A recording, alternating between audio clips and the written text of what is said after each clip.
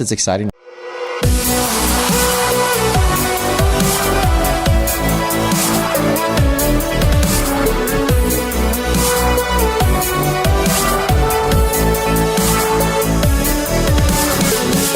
What's up, bros? Welcome to another Brograph Brocast. I'm Dave. And I'm Matt. And Brograph is a supplement to our site, brograph.com, which is a motion graphics tutorial site with tutorials, plugins, podcasts, and other MoGraph stuff. And on the show, we talk about everything ranging from motion graphics to Cinema 4D, After Effects, plugins, render engines, doing business, doing taxes, being a contractor, or working for the man. And we're here at the Air Bro and B with lots of people. Lots of people. So many people that we actually are going to have to switch mics, change places at some point. Yes. So everybody, let's go around, introduce yourself. For round one. For round one. Go ahead. Oh, so Ryan Summers, I'm at Otternod on Twitter. Liam Plisham at 531 on Twitter. Mark Sinozia at Mark Sinozia on Twitter. Not going to say who you work for or anything like that, anyone? I work for myself, so Damn right. yeah. That's good. This is going to be a very interesting podcast because we have Ryan Summers here. Oh, Jesus. Yeah, So that's true. I am very excited about this podcast. Awesome. It will be a very opinionated podcast. Exactly. That's all we should do. Quick and to the point. Yeah. All right, so we're here half res, right? For you guys and gals who have not listened for the past few weeks, we're here for the half res. What is it? Meetup convention? What's it called? Get together, fun time. hoedown. Yeah, Hoedown? the hoedown. Yeah. We're okay. here for the half res hoedown. Hey, that's good. I like that. Okay. You guys should actually do Half Res South and call it the Half Res South. Quarter res. Quarter res. Quarter res. Yeah. Okay, so what we're going to do is we're going to talk about some stuff and things that are going on in the industry right now. And we had a lot of pre-show discussion, Yeah, which was awesome. it's and I a wish shame. It was recorded. really good. Should have been recording. But we'll try and recreate that the best we can. I don't know. I don't know. Can't make magic twice. Yeah, I know, right?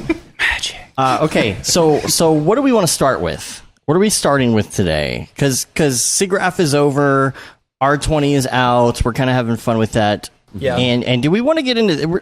I don't think we want to get into R20 per se. Let's get into some more industry stuff. I think that would be a good place to start. I'll start this out. Okay. I'll start this out because this was an interesting conversation that was had this week on Twitter. Started by you, of course, Ryan Summers. And this was a question that I asked you because I was very curious. You know, your tweet that you said kind of put me on this whole thought process about working in LA and stuff because you said a lot of studios are super heavy wanting people out in LA to work their, work at their studios and stuff. They're desperate for freelancers. Yep. I was thinking, is it possible? This kind of came up in the Slack this week. Is it possible to be able to go and work remotely, in LA and then go back home? Yeah. Yeah. I mean, it's a crazy thing, but I don't think it's any crazier than I think on the way here I was listening to Ash Thorpe's podcast with Joey, where he talked about living in San Diego and training into LA for a year, 3 hours each way, doing 6 hours. I don't think it's completely ridiculous. It's definitely on the higher end of being committed to what you're doing. But yeah, I mean, a lot of people ask me about remote. I think remote's the future. I think we're definitely going to see more and more people doing remote. But the comment was more about people who ask me all the time, how do I get to work on cooler stuff? How do I not work on explainer videos? How do I not work on type slams? How do I level up? And it's really, really hard to manufacture that yourself, even if you have a small group of people you're working together. And on my end, I work at a company called Digital Kitchen. We have offices in Chicago and LA and Seattle. And we are constantly dealing with the inability to find qualified people, legitimately qualified people that can crank out work. What are you looking for? So just for all the people who are I want to work for you guys, I want to work for some of these big name companies. What are you specifically looking for in a candidate who will come and work for you? It's a really good question. Sometimes it's just really especially based on what the work is, but across the board, there's some stuff that doesn't have anything to do with, are you good at Cinema 4D? Do you know After Effects? Are you doing Houdini? It's really are you easy to work with?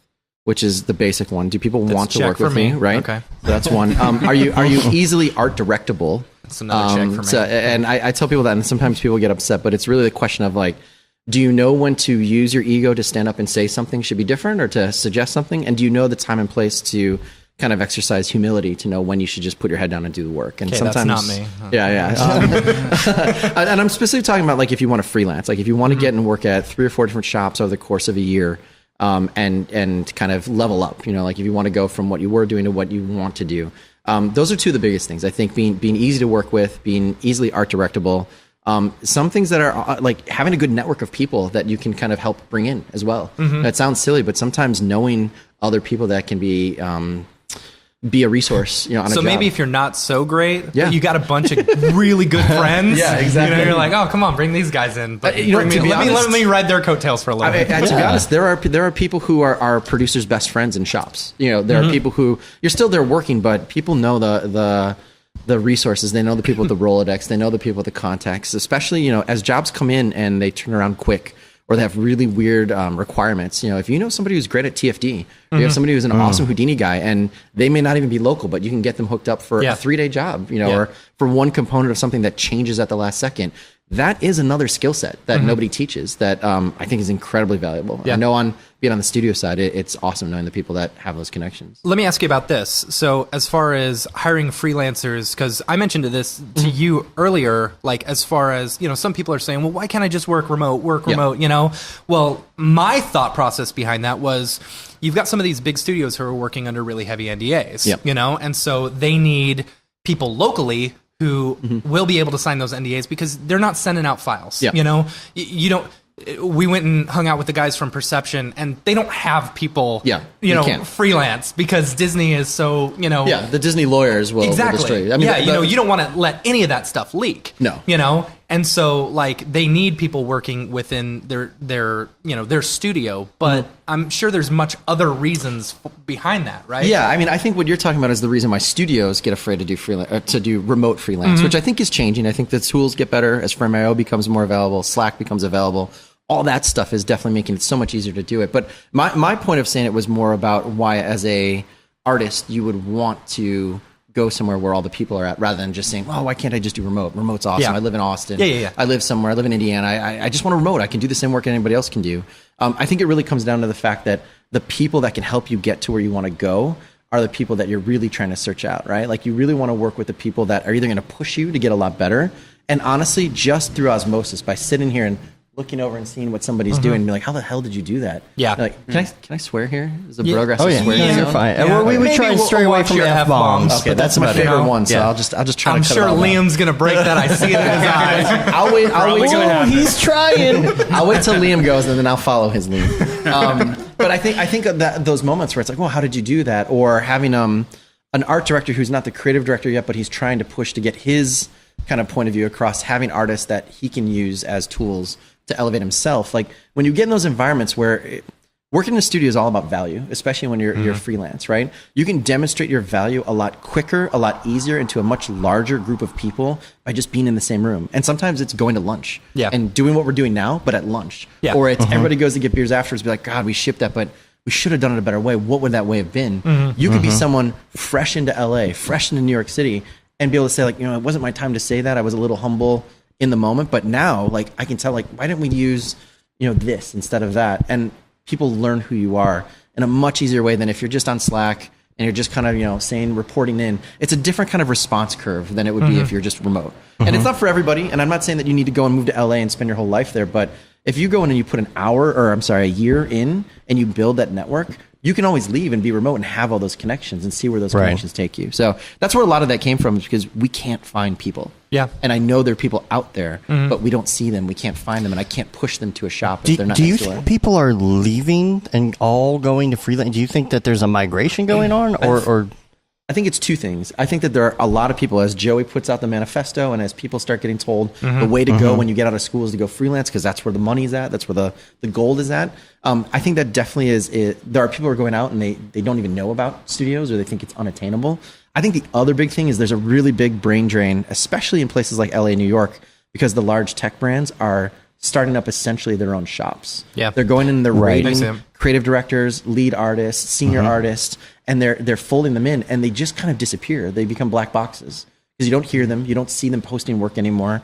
They can't talk about their work, but there are those spaces. I'd guarantee every major shop that you've heard of has lost 1 to 2 people to a company like Apple, Facebook, or Google in the last year. Yeah. Maxon Rick is actually on the chat. He said it's the Maxon same Rick. reason we at Maxon always say it's important to come to the shows, even if we stream them live. Absolutely. Yeah. Absolutely. Oh, yeah. Yeah. I mean, NAB, I can remember the first year that I was in the industry, I didn't know anyone I came to NAB and I watched it from the corners. I watched the C4D and the Apple or the Adobe booths, and I didn't know anybody, and I saw everybody else kind of high-fiving and knowing each other, and I'm like, I gotta, and being a fairly like kind of shy and introverted person at that time in my career, I came back kind of a little bit defeated, and I was like, how am I going to crack into this? And I literally was like, I'm going to find every single person I can on Twitter, every single person I can on LinkedIn. I'm going to show my work. I'm going to try to help people with problems. I'm going to have legitimate like relationships with people that I've never met. And the next year, it was literally like, oh, I didn't know someone until I heard them say their Twitter handle. Yeah. And then it was like, oh my God, next year I'm going to come back with my Twitter handle and like a sticker of my stupid face. For my avatar, so that people know when they come by. Like Phil and Raid Zero, right? Yeah, exactly. It's all about that. Shirt. Like, I think like that is it's so awesome to do that, because you have those moments where I'm sure any of us that have gone, you talk to someone at the pinball party or at the booth waiting for somebody to come up, and you're like, oh yeah, what do you do? And then sooner or later someone mentions like, what's your name on Twitter? And then it's like high fives and handshakes and hugs, and you're like, I've known this person. We're best friends. Yeah. We didn't even know it. It's one of the best things I think about this industry is just those relationships that can be formed. Like we were saying, Mark, earlier, like over Slack, and I've got a problem and 3 people answer it at the same time. You're like, I owe you so much. Like that is something I think that's so rare and that's so cool about this industry. And it's different in VFX. It's not the same in animation. I honestly feel like there's something right now and for the last few years about motion design that's really unique. Amazing. My favorite story at NAB, Phil, is they were all riding the train, you know, and Damon, Milstead. Damon Milstead, my brother from another mother. Yeah. They were all riding the train, and Damon was like, man, I cannot wait to see Raid Zero's presentation tomorrow. And Phil was like, oh yeah, I'm super excited to do it. And he goes, you're Raid Zero? It's like, we don't know this stuff, you know? They've been hanging out for 3 days. Yeah, it's amazing. It's so weird how like social media gives everybody like their own handle. We were talking about it earlier about how like, it's how I imagine it must have been like in the 60s or the 70s with musicians before anyone knew what each other's faces were like, and people would hang out after show, and somebody starts jamming, and you're like, who the fuck was that guy? And somebody walks by, like, you were the first one to do it. No, I knew I would be. I'm sorry. Sorry. Liam, I apologize. That's all right. Now we can all do it? Yeah, we can do it. I'm sorry, Liam. It's all right. I don't fucking care. The floodgates have opened. Imagine walking by and somebody's playing guitar, and you have no idea what it is, and somebody walks by and is like, oh, that's Eric Clapton. Like you have those moments where you're like, I don't know, I didn't know what Ash Thorpe looked like. Yeah. And I walked by and someone's like, oh, that's Ash. I'm like, what? Like, why is he here? Like, same thing with G-Monk. Like, you just walk by and nobody really knows what anybody sounds like or looks like that much. Well, it sounds like they know us. Yeah. And Max on Rick. Exactly. Like, it's weird hearing him, like, talk to us because I'm like, I've heard your voice so many times. You know, behind a screen. Yeah, Liam. Let's talk about what Billy's doing right now, because you have a little more insight on that right now. Because it's kind of like a freelance deal in a space, right? Yeah. So I guess there's enough people that Billy freelances with and rotates around through that they decide to get their own office space. And Billy's in the chat, so he can correct me if I'm wrong. But I guess it's like 5 or 6 of them. I don't know the exact number, but they decided instead of freelancing their apartments and just kind of being in their own isolated state, let's just join together and kind of make a collective and get a space. Because everybody's local, everybody's pretty close. Yeah, they're all in Detroit, so I think they're all within 20 minutes of each other, half hour of each other, and just going to have an isolated spot now so they can get that camaraderie of, hey, I need to do this 2D treatment, but I'm 3D. How can you help me out here? And vice versa. I did a lot of work, or we've done a lot of work for some work inside some of these common shared places, you know, where they'll bring us in and we won't work in their specific office, but we'll just work in the outside, you know, in the little sitting area. But you've got people walking around all the time. Hey, what do you do? Hey, what do you do? Hey, let's hook up. Let's do something, you know? And it's kind of convenient, other than the fact that you got someone, you know, talking to you while you're trying to work, but still, you know, it's cool because you can throw ideas off of each other or meet random new people and figure out how to collaborate, and that's a super cool idea. I love that. I was just down in Nashville with Zach Dixon and his I think it's Ivy, his studio, but they have a shared workspace that's all just creatives, and they have an open floor. They have like photography. I think like there was a podcasting company there. It's amazing the energy when you walk in those places, because it's even more diverse than being in a studio where everybody's kind of like ground down from just the drain of being in a studio. Yeah, it's just people all. there's a lot of stuff I cannot stand from the kind of like tech VC world that's slowly infiltrating into our industry, and hopefully maybe we'll talk a little bit more about that. But that's one of the things I do love is this idea of like co-working spaces that are built specifically for creatives, where just these happy accidents that can happen that you wouldn't get even in a studio. Like that stuff's amazing. I mean, Detroit, talk about a scene that's like completely changing in like 2 or 3 years. Like Gunner's there's 2 or 3 more shops. Joey just did that video where he like looked into him. Like that's what I was really hoping like Chicago would be. Yeah. And it's so cool seeing a different city. Like there's such an identity there. Like you see the 2D work, you see the interactive work. It's I have a lot of friends in Austin. They're like, why aren't we a bigger deal? And I just went to Detroit and be like I was talking to I think Brian. Yeah, it was on. Was it on the Monday meeting or something? Yeah, the Monday meeting last week. And he was talking about how Austin is just so spread out and like no one really knows each other and like there's no camaraderie there. It's weird. That's in the Baltimore DC areas too. It's such a big city and there's so much tech there and there's like. It's an artist's dream in Texas. A city that has an identity already, like pre-built into it. It's shocking that there's not. I hate Austin. I wonder. Me personally. I wonder if it's just that there's not that one company or there's not that one collective of 4 or 5 artists doing one identifiable thing. Yeah, and then that brings in more work. And but I mean, if there's 5 Austin artists out there listening, like band together and do like an Austin-based piece or something to get people to kind of coalesce around it. Because it's amazing that Detroit can do it. I mean, I didn't really think there was that much agency work or that many tech clients there. So I don't see why it couldn't happen in smaller places like that. It's crazy. It's like Billy's saying on the chat, there's 8 of them, 7 freelance and 1 remote staff. That's awesome. Insane to me. It's like, I don't know. How do you get 8 people locally all willing to go together in one studio, you know, who are each working independently from themselves? I don't know. That boggles my mind. You know, it's hard enough with just me and Dave being business partners and working remotely, right? You know, let alone 8 people all in one space. But that just proves Ryan's point too, of like boots on the ground, kind of feet in the air, asking the dad or in the chair, looking over to see like who is doing what.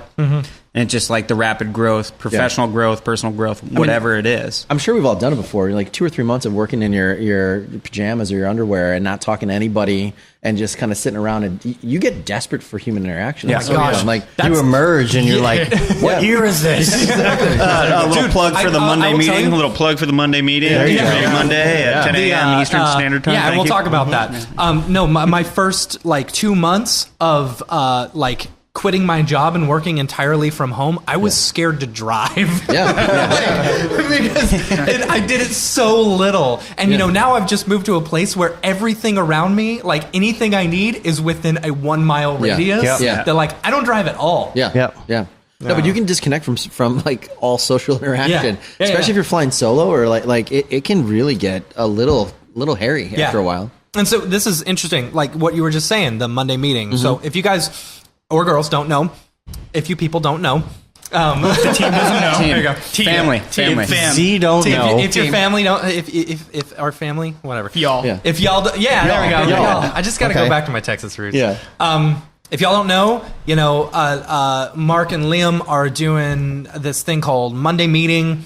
I think we've talked about it before on the show, but I've been telling you guys, or I mentioned today that you guys should start throwing it out there, you know, and as far as like on Twitter and stuff like that. But right now it's just in the Slack. If you have joined our Slack or want an invite, let us know. Right now it's closed. But basically it's once a week, right? Every Monday. Give us a little lowdown on it because I think it's super cool, you know.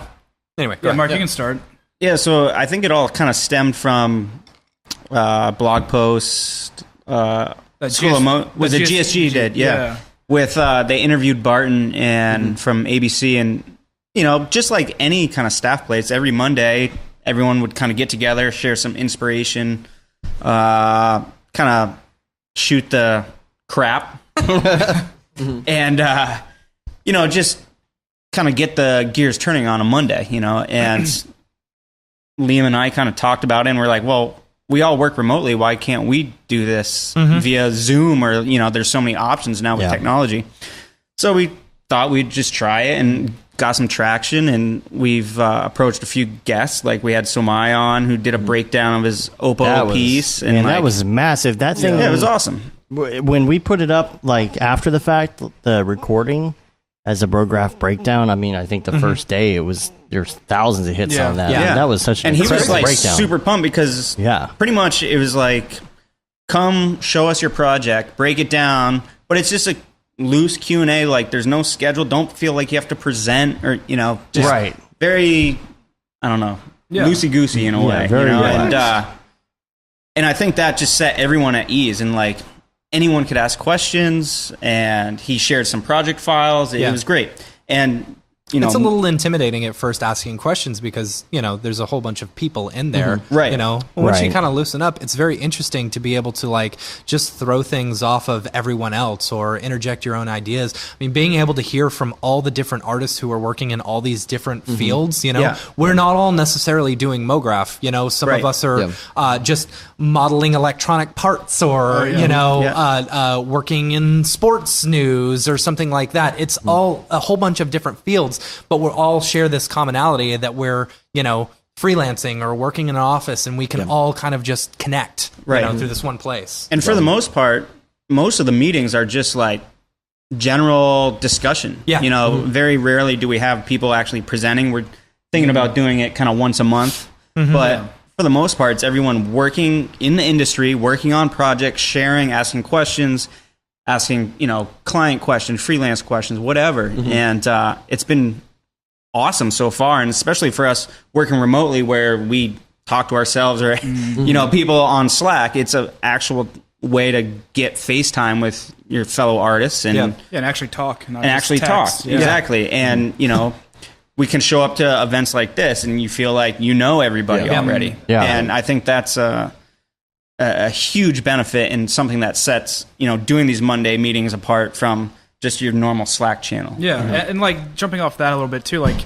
knowing people, now that we've been doing this kind of consistently, we're getting more people in there, but we're also getting to know people and who they are personally. So like this week we were making fun of the Bills because they had a terrible week in football. So sorry, Nick. Yeah, sorry, Nick. Yeah, if you're listening. But if you guys hear some chatter in the background, it's turning into like a real kind of like office space in that sense, where the more you come, the more you show up, the more you're going to get out of it, and the more personalized it's going to be for each person, especially when you're remote and you don't have that ability to talk to somebody and build relationships. So that's what I've been getting out of it, at least. It's funny. I was mentioning at SIGGRAPH, we don't get out that often.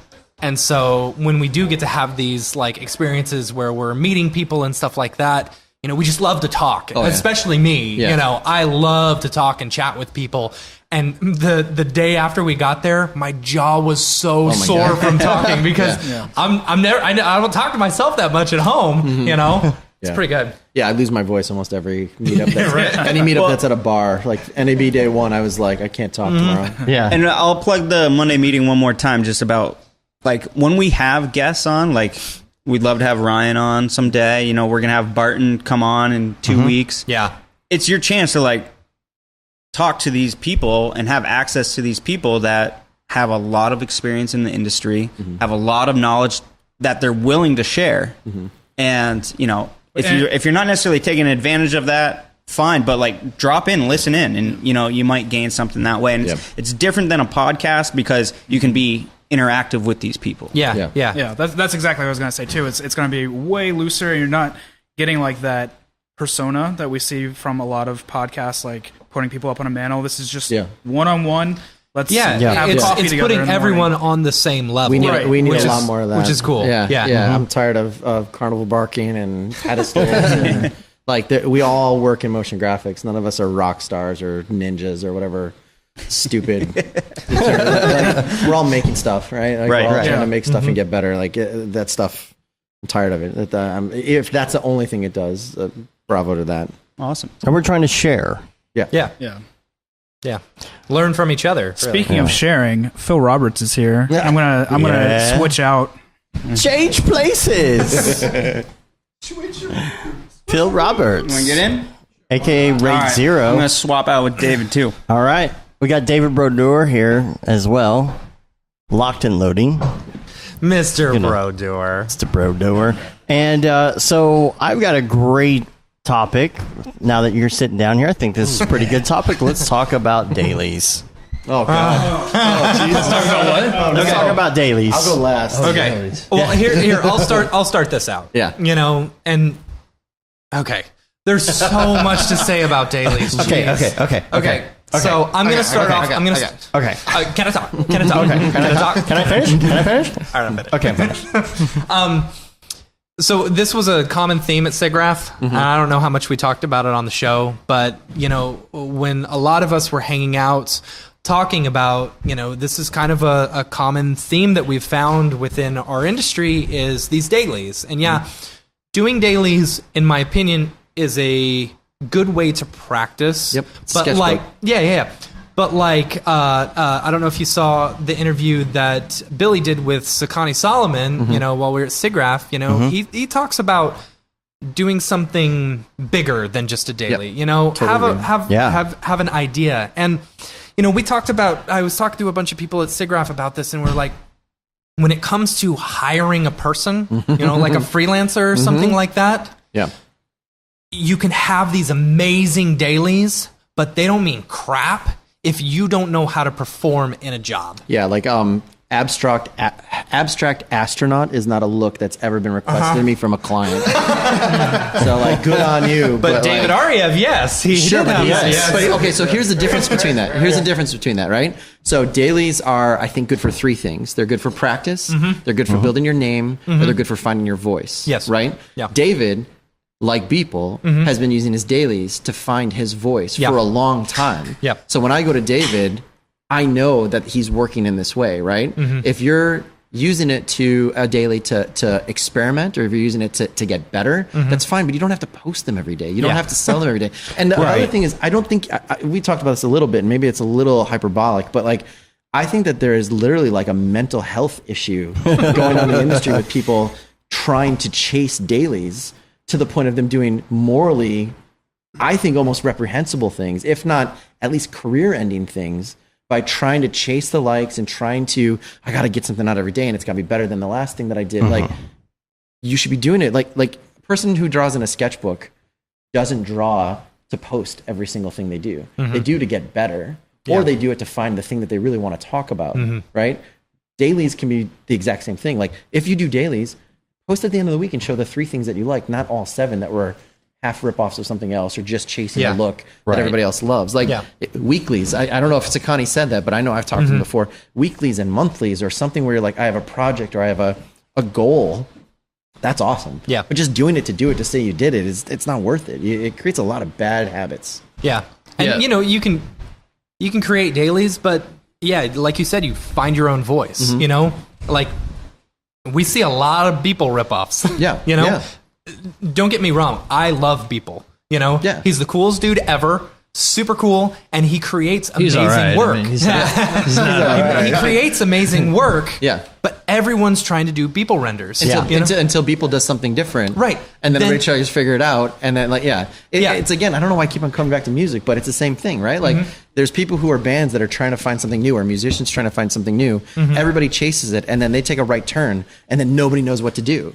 It's like, you see it in comic books, you see it in filmmaking, you see it like, be the person who's coming up with a new thing for themselves to figure out what they're trying to say, not the 18th copy of the thing we already are tired of. Right. Rodor? Yeah, I could just regurgitate the same stuff. That's definitely the rule. There's definitely some exceptions to that. When I started doing, I guess it was a couple years ago now, I did a 365-day challenge. And this was pretty early on in the everyday situation. It was really only Beeple, maybe a couple other artists that was like tops that were doing the everydays. And a lot of those that I did had gotten licensed out, you know, right. So like just that idea of making something new every day, and then and whatever. I didn't make them for anything else other than a goal for myself. Right. I wasn't chasing anything. You know, I was happy if I got 30 likes. I was like, cool. And then after I started getting 30 likes, I didn't care anymore how many likes I got. I was like, all right, whatever. I don't care anymore. It's like, I'm way big now. I got 30 likes every time. But I bet though you were way happier once you figured out, like, wow, this is me. Like, after you did 50 or 60 or 70 or 80 of them and you licensed that first one, they didn't license it because you're the best at doing dailies. They did it because you made amazing. There you go. Yeah. An amazing image that was something only that you could do, right? Well, that's the whole idea of it, right? Is that everyone's issue is that no one's coming up with an original piece anymore. They're just regurgitating things that they've already seen. Everyone's just cloning. There's maybe 10. So I always say 15 because I just like to be generous, but there's definitely no more than 15 artists right now on social media doing original work, and everyone else is just regurgitating those 15 original pieces. And so I set out to only do 365 because I was like, you know what?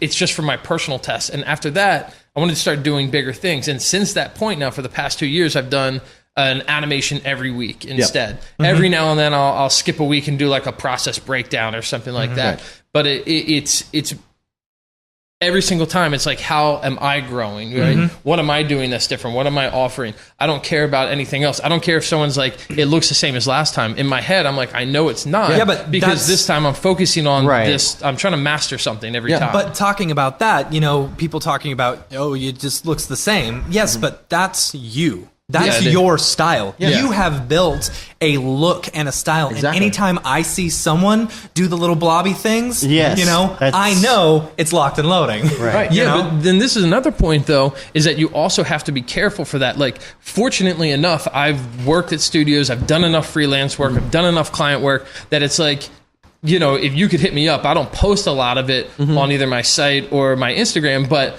any client that hits me up is like, yes, I got a whole portfolio of client work that I'd be more than happy to share with you. I can do client work. A lot of younger artists are just doing that, and they don't have any other background, and they think that's going to be enough to get them that job, and it's just not. So you also have to be careful that it's like, that's not your only portfolio. Self-directed still image. Oh, Sage here! What's up, dude? How are ya? Sage has entered the building. Sage, we got the same shirt on too, pal. Everybody wore their Cinema 4D shirt here. So while all that's going on, I'd like to say, I think so. we have kind of a tradition that happens apparently when we do live streams, is that the air conditioning goes out. And so we're feeling pretty good. I'm feeling some cold air coming. I think they got it fixed here, which is awesome because we're going to sleep well. So does that mean it's going to be better or worse once the air starts working? Oh, it's going to be better. It's going to be better. Oh, yeah. It's going to get freezing cold in here. Yeah, there we go. Thank you, sir. All right, thank you. So, if you don't know who Sage is the moderator of the Cinema 4D subreddit. Nice. And he just got here from Canada, eh? Do you want to tap in? Hop in? He's going to tap in, and we're going to talk a little bit. Dude, long time no see, man. How you doing? How you doing? We're gonna try and keep this thing rolling. We are live, so Pizza. So yeah, get yourself some pizza. So And he tapped out. There you go. So okay. So what do we want to talk about? Do we have more to talk? I'll pick up off of it. Okay. I think it raises a bigger issue now of just for you, almost copying, artists feeling fine about copying other artists' work and putting it out there, to the point where now we're saying certain artists' work is getting saturated due to people copying their work. Yeah, and that sucks, or sometimes man. even stealing. As well. Steal? Oh, it's straight stealing. See, okay, we were having a good conversation of that. Yeah, Can you come back? Because we had a really good conversation about stealing work versus inspiration earlier, and this is why we shouldn't have conversations before we get on the mic. But, you know, whatever. Yeah, that's all right. It's good. It's how you find out what you're going to talk about. Right, exactly. Right, it's a green room. So let's talk about that for a minute. Just the general idea of stealing versus inspiration. Yeah, so if you do something and somebody says, "Oh, is that Brodeurs?" and then it's like, "No, I did it." That's most of the time that's stealing. Like if it's something legitimately where I can put one and another one next to it, that's not being inspired by. That, like being inspired by is saying, "Oh, I took something from Brodeur and I took something from Beeple. You know what else I did? I took something from out of motion graphics and brought it into my influences." Like the amount of people that I know that love Ash Thorpe but don't understand that Ash loves Katsuhiro Otomo, he loves Stanley Kubrick, but they don't know anything about either of those two people. And then they don't know anything about Stanley Kubrick's photography, heroes from when he was starting before he was a filmmaker. And then they don't know anything from who that guy was taught by. That's how you take something that's a ripoff and make it an inspiration. You find who inspired your heroes, you go back down the line, you find something interesting, you connect it to something else. Like, I'm so tired of hearing that there's nothing new, so just steal everything because Steve Jobs ripped off a bad quote from Pablo Picasso. Like, that stuff is bullshit. Like, you go and you find great artists steal. Yeah, exactly. And then they get sued for it, and then they hope their company pays for it. Like, Right. I think it was it Joseph Bashara on Twitter recently? He called someone out on Twitter who was a student, still in school, got interviewed in a magazine, exactly, was bragging about how hard he works and how unique his stuff is and how it's so hard to be inspired. And 3 of the 4 images that were in the interview exactly were Joseph's. Yeah. I mean, it's like, that's why I keep on saying, I think that there are legitimate, and I don't say it to be hyperbolic, the pressure to compete and the pressure for the social media likes is pushing people to do things that I think we're treading into mental health issues, like legitimately. I don't know. It sounds funny when you don't say know it. how they think that they can get away with it. It's like, funny. especially on a platform where the like Syriac all of those artists are ripoffs in and there. stuff. The what? The Syriac stuff. Oh, yeah, was yeah. McDonald's or whatever. Yeah. It was some company down in Venezuela or frame something for like frame? that. One thing I'll say is that For McDonald's. when you're a Yeah. company, I was jumped on that when it happened, but when you're a company and you have a pressure from an agency and a client to do something, that's one thing. But when you're a student or you're an individual artist who is actively looking at someone else's work and either claims it as your own or takes it, changes some color and adds a vignette and flips it, you know what you are doing. Yeah. And your initiative to try to get the social media presence is overriding any sense of logic or reason you have. Because if I hire you because I just didn't happen to do a reverse image search on your work that you counted as your own, and you show up in the first day and you can't do what David can do, what do you think you're going to do? What do you think is going to happen? Not only are you going to not have the job, you're going to be blacklisted in an entire industry that you supposedly desperately wants to get into. And that's happened. That's literally happened several times in the last couple of years with people. The thing is as well, it like happens on a really high level. So the new, I think it was the posters for the Solo film. Yes. That Oh my God. They Directly ripped off. just directly ripped something off. I don't know whether that was at like client level where they've was a just French- gone, I really like Yeah. this and I just want you to exactly copy that. It was a French new wave jazz Yeah, that was revival it. Yeah, label yeah. that had the color palettes, the staging, the font work, everything. and they was just it. Yeah, inserted. it's- and the guy, yeah. like, I saw the post of the guy who actually did the original work, and he was just like, I don't know what to do about this. Yeah. Like, Yeah. I just don't know, like, what avenue I need to go through to get this, like. So what do you guys think the appropriate response is? Because I've had a couple times where I've had people reach out to me privately and be like, hey, what can I do to stop this from continuing to happen with this one piece of work? And me and several other people, just like with Joseph's situation, have kind of publicly pushed pretty hard. Like, you need to apologize, you need to put credits, you need to take down, you need to inform the press that you receive that they are kind of in the wrong. What do you guys think is the correct? No, response? you got to get paid. here's- You got to here's- get paid. Yeah. But here's the Period. question right here, because you've got these studios and you've got people who are coming in with these quote unquote ideas. And so what happens when you're a studio and you have these people coming in that are, you know, these artists and they're coming up with these ideas, but they're stealing them? How do you manage this? How I do you think make sure that that's not you don't happening? take the work. Yeah, exactly. It's like either you kind of tell them that you need to steer it in a different direction. Yeah. Like we Well, can. not we if can you use know. this I'm saying as- if you don't realize that, how do you prevent that from happening? Well, I mean, in the first place? the dirty little secret that, and I won't talk about the specific scenarios, but I can tell you that it happens at all levels, from school to the biggest studios you can possibly think of. The first thing I tell people to do is, if you're a producer, learn what reverse image search on Google is. Yeah. Because it's the easiest, most thorough way, and there's a couple other services that you can do it as well. I get scared to say it because I think a good amount of pitches that go out contain stuff like this. But then at the same time, it's also kind of describing it. You describe it either as inspiration or reference versus an original artwork. Yeah. So is this it Yeah. here, the Solo Legacy of Funk? Yeah, but I guess I there's should bring it up like on the- 5 of them or 6 of them. Oh, really? Yeah, there was the entire series was basically lifted. Jeez. So what was this? Is this recent or is this something old? Is this something retro? I think it's less than 5 years old, but it was kind of on like I said, I think it was a French reissue of collections of other albums. So it was something that someone probably saw in like a creative arts magazine from 3 or 4 years ago, or they saw it somewhere on someone's Pinterest page and pulled it and just saved it. And they're like, oh, I got to do this. Right. What do I do? Yeah, and they just riffed on it, but the riff wasn't far enough. Like, what you could do from this, like if you were looking at this as an art director and you're like, all right, I really love that funk image. What can I take from it? You can either say, wow, I love type with reversed on images, but I better sure as hell not use red and orange and yellow and a primary character on the right-hand side. You need to go and find 3 other references. Yeah. We're like, oh, I like this, but this is the reason why I like it. I need to use this color palette. I need to not copy every single element. Like, we deal with really simple things, right? We deal with shape, composition, type, photography, really texture. There's ways to add and change multiple things together and make it feel different. This is just lazy. Someone had to make that decision though. Yeah. Some artist somewhere Right. had Yeah, to yeah. say, like a producer just come in and say, make this. Like someone somewhere had to say, no, at either a studio level or at an individual artist level, and be like, no. I mean, I've been in studios where I had to say, I am stepping away from this project currently, will not work on it with the current creative supervision because A, I don't want it attached to me, and B, we're going to get sued into oblivion. Right. Yeah. And you do your best you can to bring it up, and someone else above your pay grade either says yes or no. But at least you've absolved yourself and you walk away from it. Yeah. I really like the big push recently on social media, though, of calling these artists out. Absolutely. I jump on them every second I get. I'm like, this is fantastic. Now, I did see the one with Joseph, that the person, and after they took him down, he's like, I'm going to delete the tweet. I wanted to write on there. I was like, it's really none of my business, so I should probably just not. But I really was like thinking, like, don't take it down. No. Don't take it down, man. It has to be in there. It has to be evident to other artists that come across that tweet that, you know what, we're out to find you and we're going to call you out. If you steal other people's work, that's it. You're done. You can't do that. The word you said that was operative is it's we.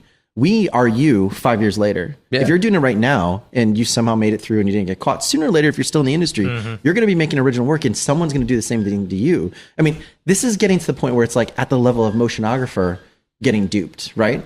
And I agree with you. Rather than taking something down, there should be a distinct, firm response to this, saying this can't happen anymore, and this is the lesson. This is the post in the sand that says, like, this happened, we messed up, but we're going to make sure it doesn't happen anymore. And this is the price you pay when you do it. You can be completely scrubbed from the industry if you do it enough times, or if you do it at a high enough level. Yeah, because this stuff costs the money. person who stole it was a student, right? We said that. Yeah. If you plagiarize in a college, in a university, what happens? Yeah. You fail the course. They might kick you out of the college. Like, what games are we playing that same standard it doesn't hold up to art? It's ridiculous, and I absolutely hate it. I think it cheapens what we do. I think it cheapens the great artists in our industry, and I think we allow it to happen all too often. We're like, oh, it's okay. You know, they're young. They're just testing stuff out. It's like, no. Man, I'm so glad you say it. I agree so much because honestly, in a world where I see it every day, budgets are dwindling. Competition is higher.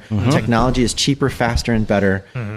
Honestly, when we're at least talking about client work, which maybe not everybody's in that position now, but they aim to be if they're in the industry, the only thing we truly have is the fact that we have our word, we have our artistic talent, and the fact that we make bespoke things, individually handcrafted things over time for clients that want essentially pieces of art that no one else could create, right? Like when someone comes to you guys, they're coming because theoretically you're doing something no one else could in the time and money they have, right?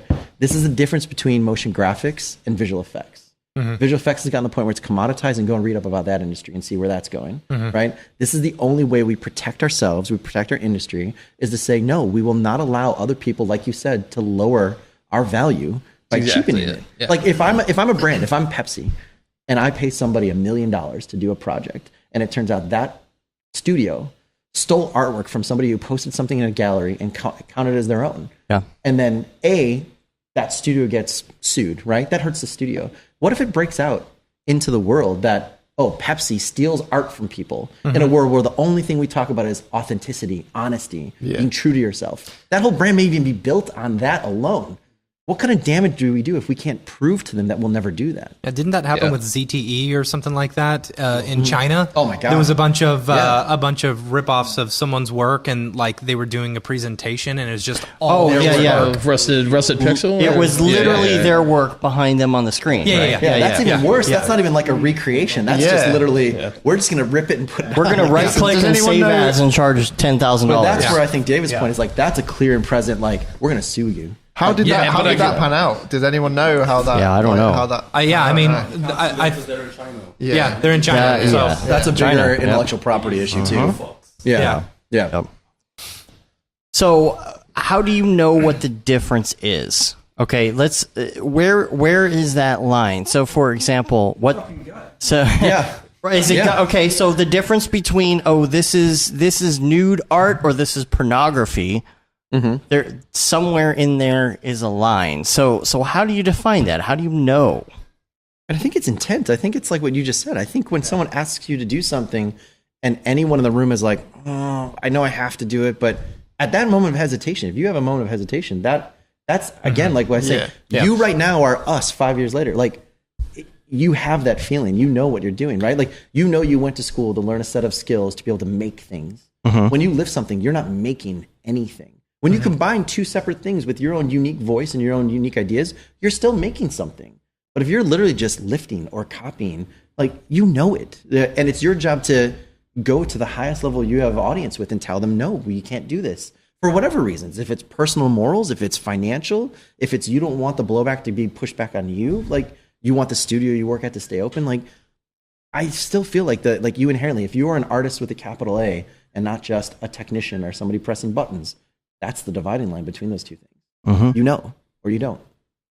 Yeah, I have a pretty soft example because I made a tutorial, and so I wanted people to make what I was making, like follow along with the tutorial. I did like an inflatable balloon series or whatever, and I sculpted these like pool balloon toys or whatever.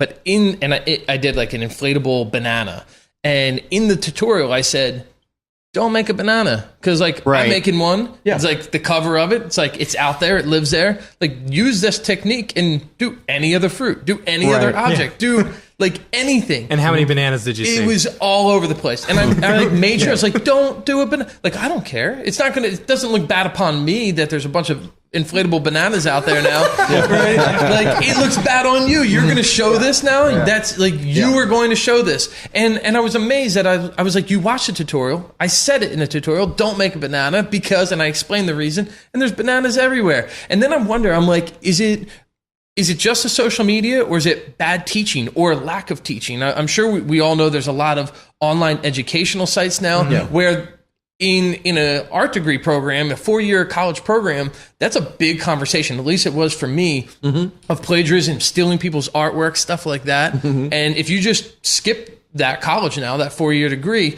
and you just go right in and like, hey, I'm just going to take School of Motion. Are they talking about plagiarism in School of Motion? I don't know. I know they give you a lot of art assets ready to go. Yeah. I know people are giving project files for free everywhere. There's free content everywhere. You see people copying. Is it just bad education? And then where does that stem from? And how do we bring that back in the industry to teach these people not to do it? Dude, preach. Like, it's the difference between teaching technique and teaching fundamentals. I think the biggest blight on our industry right now is that no one is being taught fundamentals to the point where they value it as much as what the hell does Octane have in the new version. Yep. If I got to see said. one conversation where people are taking apart an artist that they love's work and turning it black and white and grayscale and blurring it out and redrawing on top of it to learn about value and composition and texture and layout and all that stuff, I would go bananas. But every conversation is about what feature, what new tool, what thing's faster. If I hear another goddamn Render Wars conversation, like that is pablum made to sell you tools that you don't need. And now moving on to Ravcock. No, that's why we do People's People, right? Yeah. Break it down a little bit. Yeah. We are good. We are doing that tonight. But you're right. The follow-up question is like the asking why versus how thing. And no one gives a damn about why you made it anymore. Everyone's like, how did you make it? What tool did you use to make it? David just said it. If you're mad at me for saying that you should go to LA to get more work, don't do that. Listen to what he just said. Figure out how to ask why and not how. It's as simple You'll have as a job it can be. immediately. But I'm just piggybacking off of what you said, which is fundamentals, design fundamentals, right? Animation fundamentals. Like, if you're starting a project first with the tech or first with like, they used Octane, you already failed. Yeah. Like, you're missing the whole process of it. You're missing the point of why you're making it to begin with. Well, and it's not really understanding the way anything works either, because it's like, it's all competition, right? Like, we said it, I think, a bunch of times before we started. Everything is about, if you're really trying to get in the industry and you want to make a living doing this, everything is about being able to show your value to the people who can hire you. And if all you're doing is like, oh man, David Ariu showed me how to do grassy valleys in Octane with volumetric lighting. Like, guess what? So did he showed everyone else. Yeah. Right? I like that. How can you how are you going to compete? Right? Like, you're not competing. You're actually making yourself harder to see. You're making yourself harder to find. Yep. Like, it's numbers. Yeah. Sarah in the chat says no one wants to do the grind and learn the fundamentals anymore because there's no time to learn. Oh. Yeah, but you don't realize how much time you're going to save yourself if you learn these specific fundamentals. Can I say something that's probably not necessarily beneficial to what we're trying to do right here? Do it. if you're watching this right now, you have time. Turn it off and go do the work. If Ash Thorpe can tell everybody, if you're not doing 100% and you have kids and you're not you can find time to learn how to draw. No, I think Sarah is not saying that that's her point of view. No, I think know. she's saying that that's what everybody. I totally agree. I'm following Sarah in the chat, and I'm agreeing with the. I feel like her cynical voice of all the people saying, "No, I can't do this." I agree. I don't think that craft is dead. I think craft is the only thing that is going to separate our industry from the rest of the other industries out there. Maximum assault. Yes. Awesome. I picked up on it. I agree with you. Understood. Yeah. Me, it'd be very to have someone like you or anyone do a course of like, how do I concept? Mm-hmm. Yeah. Well, Like, I mean, how do I come up with these ideas? Like, how do I end up, even if they're loose, shitty drawings, right? Like, get them down on paper, get them, like, I don't know, just stuff like that. I think that's what Carrie does really well. Division 5. True. I don't know why enough people haven't seen that, but I think I have a feeling it's because that stuff's hard to learn. Like we were talking about it earlier before the show. It's really easy to get the muscle memory and this fast food satisfaction of pressing a button and seeing it do something. Right. And saying, I learned something. It's really hard to take a pencil and put it to paper and draw an awful circle or a square 1,000 times until you can say, you know what? I know I can draw a really damn perfect circle and then move on. It's really hard. But I do think there's people out there. I think Division 5 does a great job. I think some of the MoGraph mentor classes, not the ones that you can buy, but the ones you actually dive into and work, start to do that. Not to say there aren't, great things about School of Motion and great things about Learn Square, the other places, but when it is all technique, you need to know what to do with that technique. Right. Exactly. And that's the harder grind. That's the harder thing to figure out what to do. Yeah. I like Black Balloon's comment here. # oops all bananas. Can I make a t-shirt? Can I get a t-shirt? Oops all berries, right? What was the... Let's get a t-shirt. I wanted that yellow t-shirt. There you go. Oh, don't start us on the t-shirts. Last time we were in Chicago, man, we made like 15 t-shirts and it cost us so much money. At the 1 hour t-shirt shop. T-shirt down here. It took 3 hours. Yeah, it took 3 hours. They cost 3 times as much. The French Monkey is here. What's up, French Monkey? What's up? How you doing? So I think this would be a great time, since the French Monkey is here, since we're kind of talking about this whole topic, is talking about piracy and what's going on with some of these sites. This is in China, something mostly. That super pissed me off. I'm going to today. grab another beer while y'all talk about that. The subreddit? Did I don't know. Okay, so since I'm a moderator, I have seen other posts on the site. So, and I'm not sure whether I don't know if it's the same one. Hey guys, I'm not sure whether I can't follow that up. By the way. Oh, thank you. So I'm not sure if I am moderating correctly, but it pissed me off, so I went ahead. Did you remove it? Yes. Then you're moderating. Okay. Correctly. Well, I think I might have banned the guy too.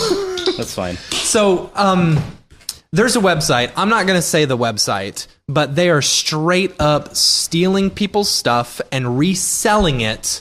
I think I know this website. Yes. And if you've checked the spam filter, because only you and I can see that. Yeah. Why aren't we saying the website so we can condemn them? C4D download. No, that's not it. Is it a Chinese? Is it a There's a whole bunch Chinese? of them. No, website? there was another one like nullpk.com or something. I don't know. Right. But they were selling the X Particles, the entire X Particles stuff for $99. And it's like, oh yeah, first you can of all, buy that. Yeah, you're probably going to get ripped off, buying this stuff, or it's pirated and resold. Don't do that stuff. Come on. Like we have another person in the sub, and I'm gonna call it out because of my good friend over here, C4D Download. He posts like 2 or 3 things a day, and it's free models, but he's downloaded them from other people's sites. He's aggregated them onto his own site. He's re-uploaded all of the assets. So you have actually no idea where it came from or who's the original artist. And he's serving ads on his site. So it's like every single post that I see of his, I remove because I don't want to empower him or make him make money on the backs of our users. Yeah. Right. Like that is not the right way to do that. We need to have a blacklist of sites or something like that. You know? See, like, okay, let's like CG Persia, for example. Everybody probably knows what CG Persia is, but there's also forums on there, and there's other stuff on there, right? So, like, God, like, I don't know, 2008, 2009, I was searching for something, and it came up. You know, you get forums, and they're like, oh, well, you know, I found out the answer, the solution to this Cinema 4D problem, and I have it right here, but it's a Cinema 4D file, and you can't download it unless you register. Right, you know what I'm talking about? Yeah, I guess. Same thing with like CG Talk and CG. CG. You got. I think it's CG Talk, right? So, like, if you register, you can download the little C4D file where somebody figured out how to do something. Oh, right. So I registered something like when I first found Cinema 4D, and I was trying to figure out, I don't know, how to do Mograph or something, right? And so I'm searching through these forums and stuff, and I find our plugin is available, you know. And it's like, anybody have this? This would be great to have. And I went in there. I'm like, hey, so, and I was already registered, right? So I sign up, and I'm like, so, you know, guys, like, it really sucks because I'm not like a huge company, and I spent a lot of time on this, and I can't make more plugins if you're just like pirating this all over the place. And so the first response I get back is, registered in 2009. Ooh, and I'm like, I don't understand what that means. Like, does that mean that I'm here pirating? You don't see, and there's no posts for me anywhere. It's not like I was in here asking for like free software. I was just like, I registered so I could read and download a Cinema 4D file or something. And the guy's like, well, dude, you've been on here since 2008. I think you owe it to the community to give us like a free version of your software. Like, what are you talking about? So, wait, so since I registered here 10 years ago, I should give thousands of dollars of free plugins out? What are you talking about? That mentality is just like, you know, the meme of the guy doing this thing. Anyone? Mind blown. Yeah, it's kind of interesting. In the sub, like after R20 hit, I removed maybe 2 or 3 people. Definitely one guy who posted a video on how to pirate it.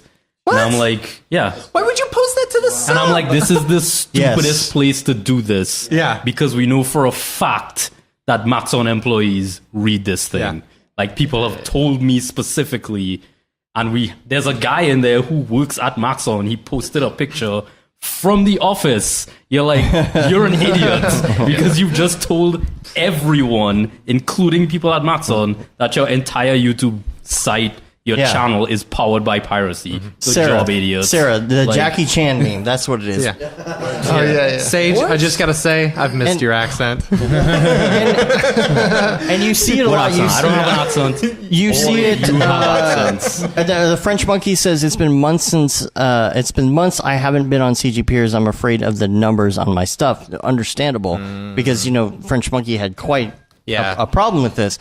And I'm seeing it in the Octane Facebook group, in the Redshift Facebook group, in the Cinema 4D Facebook group. How can I get a free copy of this? Like, are you really posting that in here right now? Why on the Facebook group? Dude. Like, what do you think people are going to say? Like, what do you expect people are going to say on that? You know, and I get it. I know that there are people who are in high school and college. And so don't tell me that the 10-year-old on YouTube who's doing Cinema 4D tutorials has bought that piece of software. Yeah, right. I'm sorry. Hey guys, today I'm going to teach you how to create a cube in Cinema 4D. Right. But down the line, they're going to know Cinema 4D and they're going to go work somewhere, or they're going to go work somewhere that doesn't have a piece of 3D software, and they're going to say, you need to buy Cinema 4D. And I'm not saying that pirating is a good thing. I'm just saying that, like, let's look at Adobe. Let's look at some of the other stuff. There's always going to be a certain amount of piracy. I think everybody knows this. I think everybody admits to that. I understand that. I think that certain things are made popular by piracy or whatever. But, like, don't blatantly go out and, like, be searching that out. If you can afford, if you're making money off of it, you need to be paying for it. We have like multiple copies of all these plugins and render engines and all of these things that we've tried, and it's like, dude, like, why would you do that? You're going to be in this industry, you're going to be talking to people, you're going to be meeting people that made the software that you are using. Like, don't be that guy. Don't show up and be like, I really like your software, but I didn't buy it. Yeah, I think you hit it. Like, if you're making money on it, it's like you have to buy it. You're an asshole if you're using someone's software, making money, and you didn't pay for it. You know, and like what's so weird is our industry's small. A lot of the people that own the companies, like you're even like you guys, right? They're not massive companies, and then you come to meet people and hang out, and you look these people in the face, knowing that you stole their stuff. Yeah, exactly. And you're like, oh, everyone's really chill. No one's a jerk, and like. And then you go home and you buy their stuff. You know what I mean? So, don't. Well, okay. I don't know what else to say. Just right? stop it. Like there. And like Cinema 4D has student versions. There's so many student licenses now. Right. How much free software? That wasn't around for us. yeah, definitely. There's no free software. So like, I almost think our perception is a bit skewed because we had to steal because listen. You know, it's like bread for my family. Like a lot of time in class. So like there was no option. There was no free. There's not even really trial versions, right? And I'm not saying that like we got to do it and now it's bad, but it was good for us. It was never good. Yeah. But we didn't even have an outlet to like test stuff. Right. And there's so many things that I have not purchased that I tested and I was like, I wouldn't buy this. I wouldn't use this. Yes. I couldn't afford it even if I wanted it, but that's it. I'm a college student. Yeah. It's no good, right? It but is now hard you don't to have do to that. do it. It is hard to do that, but a lot of people offer that as a tip. And I think a lot of people too go places like, for example, Matt and I, when we were first using Cinema 4D, we were not working for ourselves, right? We were working for Companies. the man, if you will. And then we met the Maxon guys. You know, we came out, we started going to these things while we were still working there. And at that point, the Cinema 4D we were using was the version of the software that our advertising agencies had purchased or not purchased that we had worked at. And so like the moment that we started our own company, we bought a copy of Cinema 4D because like we're making money off of it. So if you're making, that's the thing, if you're making money off of it, there's no reason why you can't buy it. I don't understand, because if you're any good at it, you're going to be able to make the amount of money that it costs pretty quick. Yep. Maybe in 1 gig. Yeah. Oh yeah. Are privy to that now too, right? Like Adobe don't they have like a $5 a month student license or something? yeah. Like Right. Yeah. or $20. You know, it's like Get C40 with that. C40 Lite. Yeah.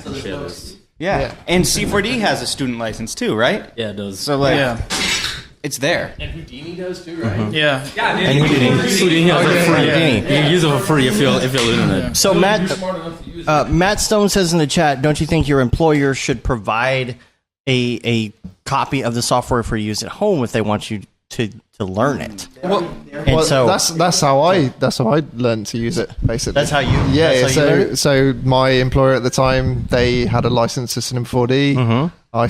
And then he gave me that license to learn from home because no one was using it at work. So Man of Chalk says Adobe student license is only for a year. So if you learn it for a year, you should be able to get to a point where you can purchase it, right? No, it's for as long as you have an EDU address. Yeah, as long as you're and a it student expires or a a teacher. year after you You probably graduate. need to re-up it every year. It's just like I'm pretty sure the C4D license works the same. Like you only get it for 18 months or something like that, 24 months, something like that, and then you have to re-up it. Yeah. But all the students all want R20 now, so they'll just apply for an R20 license with their same ED through their institution and get it. Yeah. Even if they already have an R19 license. I mean, Maxon Rick said it's different in different areas, so he can't give you 100% like that's how it will work. But generally, it's in their interest, isn't it, to get people using it as much as possible. Yeah, absolutely. And you know what? If you're using a Creative Cloud license at work, that license is good for 2 machines. So if you're on a laptop so if you have a laptop at home and a PC at work, you can log in with your login on the Creative Cloud app and download and use anything as long as it's just 2. Yep. And let's just be honest, a lot of this stuff is not that expensive. No. I mean, I even offered the people in CG Peers, I said, get in touch with me. I will give you a discount code to get it for $49. And dude is like, well, $49 is too expensive. I'm like, if you cannot make $49 as a motion graphics dude, then you should probably kind of rethink what you're doing. the thing is, So The yeah, thing we're is, saying software hoarders. like Yeah. I was gonna to go play ahead, devil's Sage. advocate, Okay. which is a very unpopular opinion. right, This then. is not an opinion that I hold. But to play devil's advocate, the people on CG pairs who are downloading that stuff Our Trump were supporters. never gonna buy it in the first place. Yeah. If you Right. torrent stuff, Like you support Trump. They would never ever. It's not customer you ever convert. Yeah, like they were never gonna buy that. Like that guy was never going to buy your and, software. and I've heard that too. I've like, heard that too. And on Do you the realize other there's hand, a guy in the chat who's literally saying, "I steal all this software"? Oh wow. And it's like, like, dude, what it's is your like, problem, dude, you must not be good enough to make money off of it. That's all I can say. Maybe he's just trolling. But I have a question too. Like, what is this like prideful thing with watermarks? Like Arnold, you can try. Redshift, you can try. Octane, you can try. They I all learned have Redshift water. with a watermark. Yeah. And I you learned can Arnold with a watermark. Right. Right. Yeah. Why can't people? Yeah. Why can't people get over the watermark thing? Like you can try that software for free for as long as you want and have a watermark. Like why do you have to steal it? You know? yeah. Those one days, bro. Yeah. Right. For the likes. Pixel perfect. For One a the days. likes. The likes. Yeah. They won't be liked if there's a watermark. Yeah. And the other part of it, people who pirate a lot of stuff, is if it doesn't have a demo or if it's a plugin that isn't accessible or is extremely expensive. Yeah. And a couple of them come to mind. If you want to try it out, let's not go there. If you want to try it out and you don't want to put the money down for it, like if you legitimately want to try it and see if it is gonna work for you, in some ways the easiest way to do that is to just pirate it. Billy Chicken just said, "I can't put hashtag Octane in my description if the Arnold watermark is on my daily."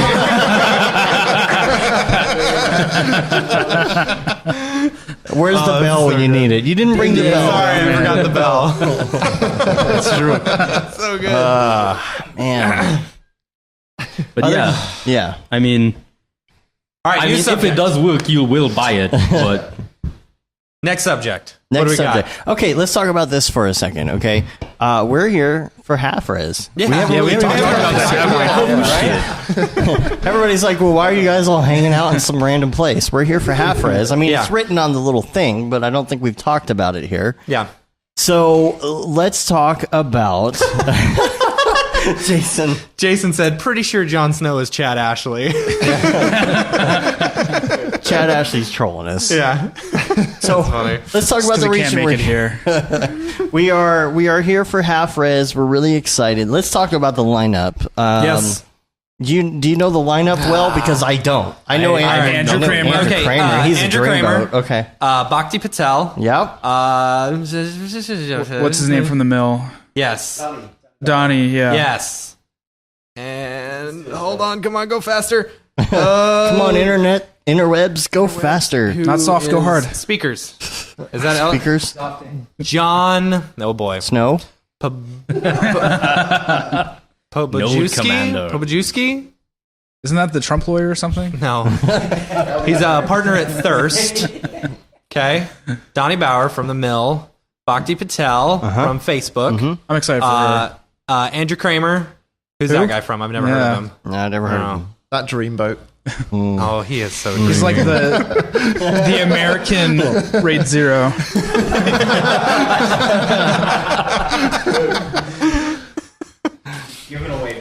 Just look into his eyes and just melt. Your lens flares are so spectacular. His eyes are just lens flares. Yeah.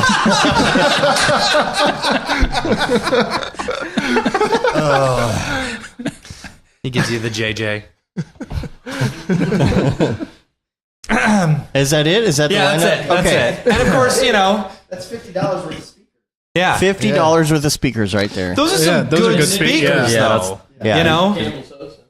Oh yeah, What? Nick's the MC. Yeah, Nick's emceeing, so, you know. So has anyone seen the new venue? Is it like a lot bigger? Is there more people? I'm sure it's bigger. much bigger. Yeah.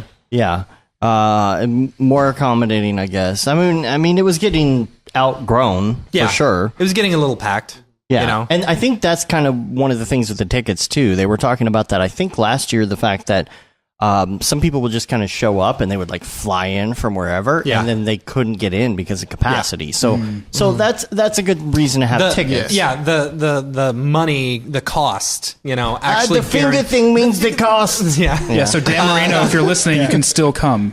Yeah. That's true. Dan Marino. Oh yeah, come on, Dan Marino. Get on a flight. Come on. I did. Yeah. Yeah. And he's Canadian.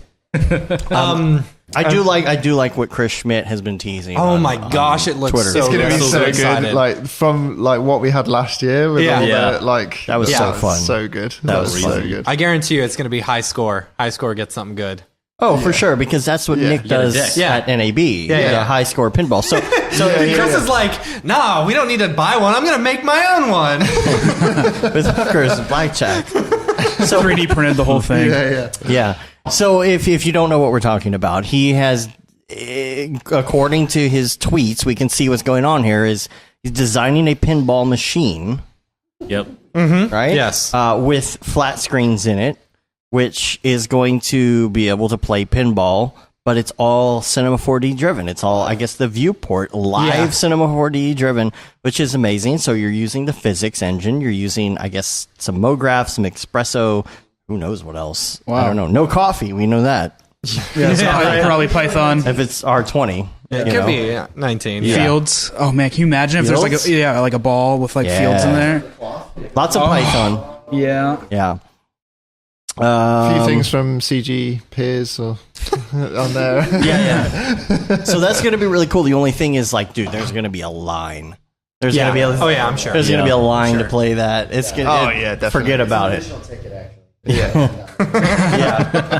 I think next year, they should do that. I wonder if he's actually going to like wrap it or if he's keeping it wood. Yeah. Well, I'm wondering if he's going to play the perspective just right with the screen too, so that it looks like the correct perspective inside of it too. I can't wait to see. Probably. That's going to be a lot of fun. So probably. yes. Let's be honest. If you're going to be in Chicago, please come say hi. Hang out. Let's talk about tomorrow too. Since For sure. So if you're in Chicago and you want to hang out tomorrow before half res around 5 o'clock, we're gonna throw together just a meet and greet at the Emporium, and just get some drinks, play some video games, and then walk over to the event with real pinball machines there. Yeah. But you don't feel like you have to just sit around in Chicago all day. If you're not going on the tours that are available, there's going to be stuff to do. So hit us up. Yeah, totally. Anything else? What else are we doing? Is there any after party stuff? Is that all secret? I think it's secret. Probably secret. Transitions. Did you say secrets? Someone say secrets. Secrets? Secrets. All right, hang out with you guys. What other topics we got here? Because honestly, what I think we're doing is we're just stalling until David Ariev gets here, because he's still got about 30 minutes. Pizza Dude's got 30 minutes, and I got to tell you, he's got a little surprise for everybody. And once he gets it, it's another 3 hours long. David Ariev has a little surprise. Oh yeah, he does have that big surprise. He's just shaking. I'm gonna have to text him and see where he's at. You gotta wait, man. Where are you at? Maybe he's already married. He said, "New phone, who dis?" He would, wouldn't he? So let's go on to some other topics while we are waiting for Octane Jesus to show up and Ravcock, Beeple's people. Yes. Should we do a Beeple's people? Should we go into the Beeple's? Ryan, people? what's your? Let's talk render engines. I know you hate talking. I'm just curious what you guys use on the reg. You want me to jump? Oh. Yeah. You can. I'll move. Because to me, render engines, this whole render wars, it doesn't matter. It's best tool for the job. It doesn't matter until you actually get a job in and you have to decide which render engine to use. So it does matter. As much as I want to pretend, I hate watching people talk about it, but you have to make a decision. Yeah. It's weird. I feel like I just did my last really big physical render job. Yeah. We had an 18-month project for Mercedes-Benz Stadium. It was 21K. It had to be 21K physical render. Oh my god! Lord! It's a 360-degree halo screen inside a football stadium, hung underneath a retractable dome. and it was 21K. You were talking about this in Yeah. the Slack, weren't you? Yeah, it was nuts. I understood some of those words. Yeah, I mean, 21K is just crazy just to say out loud. Yeah. And we didn't do it at 60 frames per second, but it could do 60 frames per second, which is insane. Oh my god. But it had to be physical render because the in-home team, graphics team, needs to be able to update for, if it's for a soccer team and a football team. Right. So they need to be able to so we kind of toolkitted everything out. So that was like, I feel like my last great big physical render, and like going all the way back to like Pac Rim when we did those titles, and we had you can only do 5 minutes a frame, kind of rule set. That helped a ton to go to something that big and still get it done. But as a company, we're in the middle of kind of evaluating which way to go. And I think if I was starting to shop right now, I would obviously go Redshift 100%, as many GPUs, especially with everything that came out of SIGGRAPH and all the NVIDIA news. I still think even now, especially with Redshift's openness on cloud-based or on cloud render farms versus whatever Octane's going to end up doing eventually to open to the public, I feel like there's no other way you could do it. I don't have any skin in the game Octane versus Redshift. I think you can get into noodly differences between both, but I think it's just what you're looking for and what you have the time to do. In the end, the science behind all of it's fairly similar.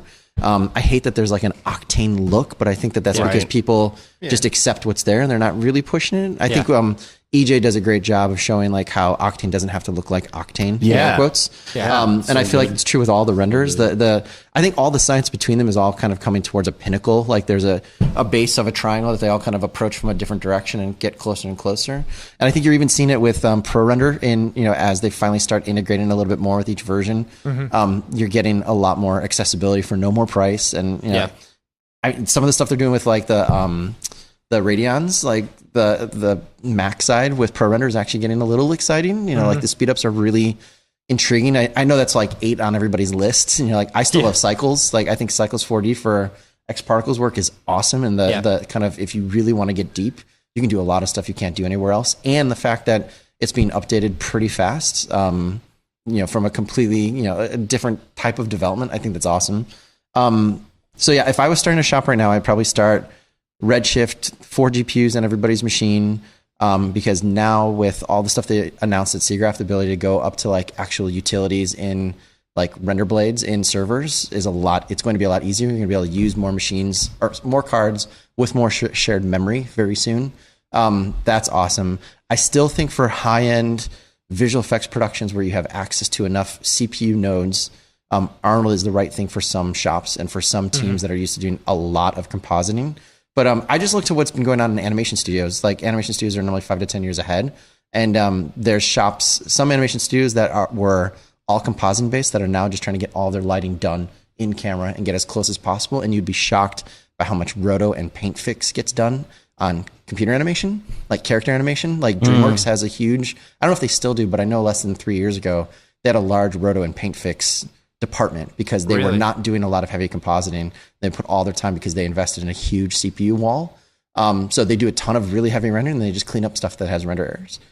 They put a lot of time, a lot of R&D and time into, before the GPU renders were doing it, they put a lot of time into noise cleanup algorithms that you're now seeing now. Like if you go to SIGGRAPH and you actually sit and watch the papers, you see a lot of that stuff from 5 to 6 years ago starting to flood into the off the market tools. Like all the now you're seeing the same kind of like AI based noise cleanup on all the different GPU renders. That stuff was going on for a while in CPU renders as well.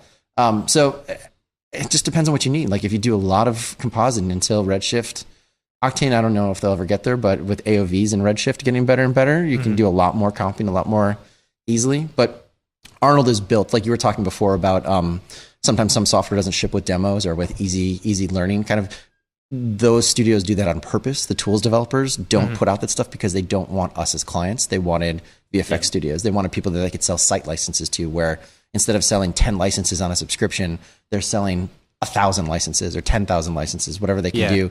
And then they make money off of the maintenance contracts.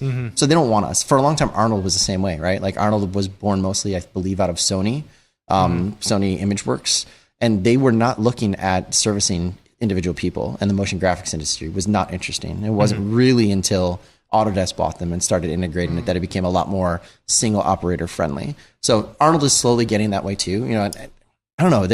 there's so much stuff that's exciting right now. I don't think we've mentioned V-Rix for the one time under someone's breath, but there's so much stuff.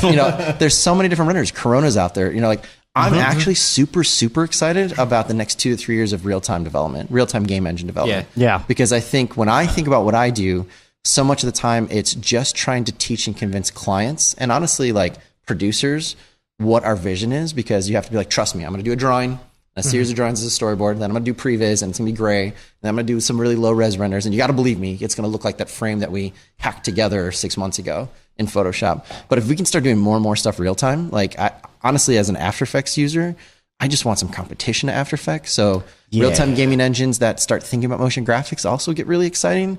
So for me, the future for a lot of this stuff, as we do more interactive, more VR, more AR, as all of our content has to sit across all of those canvases at the same time, real time is getting really, really exciting. I don't know who it's going to be. I don't know if somebody else is going to make a plug-in tool set for Unity, or the Valve guys are going to make something that they're doing for VR and AR and just release it as a motion graphics Swiss Army knife. But somewhere someone's going to do something like Blender, like something might come out of Blender as they start doing what's their render, Eevee.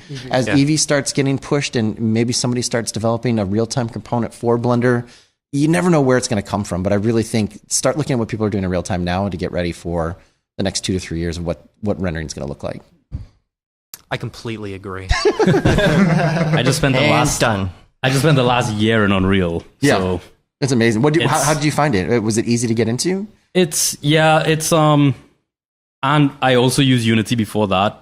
So because that's what the company that I work for does. They do only VR content, only high-end VR content. So everyone has an Oculus. Yeah. I'm really desensitized to that stuff. Yeah. And like what they can do. And it's interesting because we had one of our technical directors go to Brograph and look at the Unity side of stuff, because that's kind of where he lives.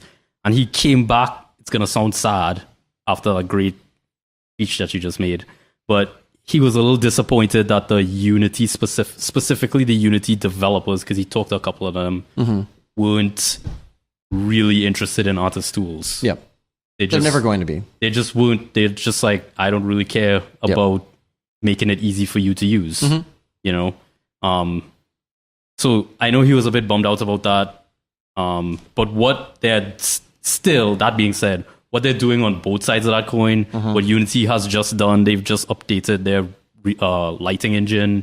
It's a lot better. It used to be pretty shit, but now it's that's the RTX on and off. Right? Now it's looking pretty good. I mean, Unreal is just like what Fortnite has done for Epic in terms of income and R&D, and like you're getting all of those performance gains and like bug fixes and stuff because of Fortnite. Yeah. Like they made over $1 billion from Fortnite that they're pushing directly back into Unreal development. Yeah.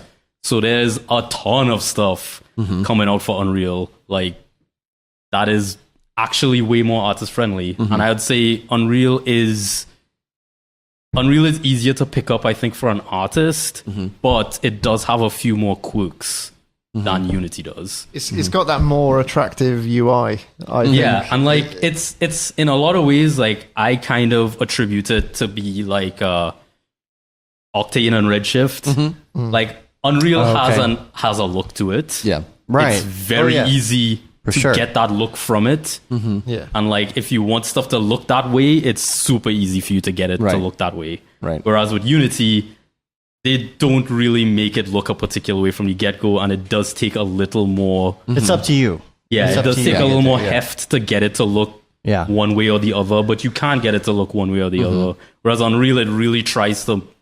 It almost forces you to make it look real. Like all the way the lights work, the way the materials work, the way the system is built, it's designed for it to be like PBR based, like real time, like physically based shading, physically based lights. Whereas Unity is more like, well, what do you want to do? Like, do you want it to look toony? Do you want it to look real? Then you gotta decide. You gotta do it. You know, like there's a little more.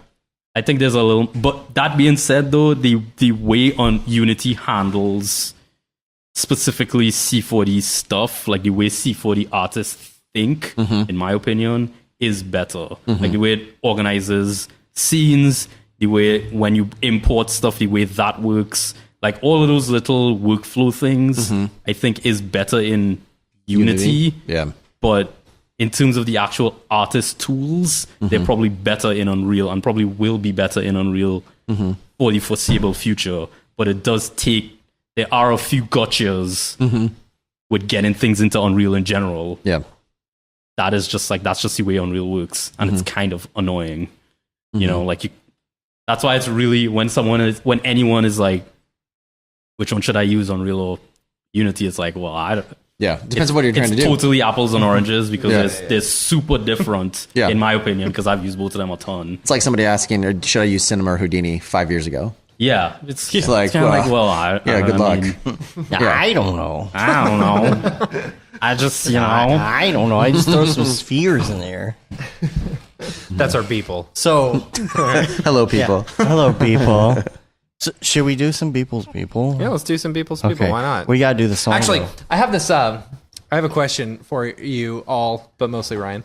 I just like to poke the bear. I like hearing your opinions. Yeah. I know all these guys' opinions. I'm willing to get in talk to us trouble. too so much. it's okay. Yeah, right. Yeah. Okay, so here's an interesting thing. Here's a thing. All right. So think about this. The finger thing. You know, if there was one thing that you could change in our industry, what would it be?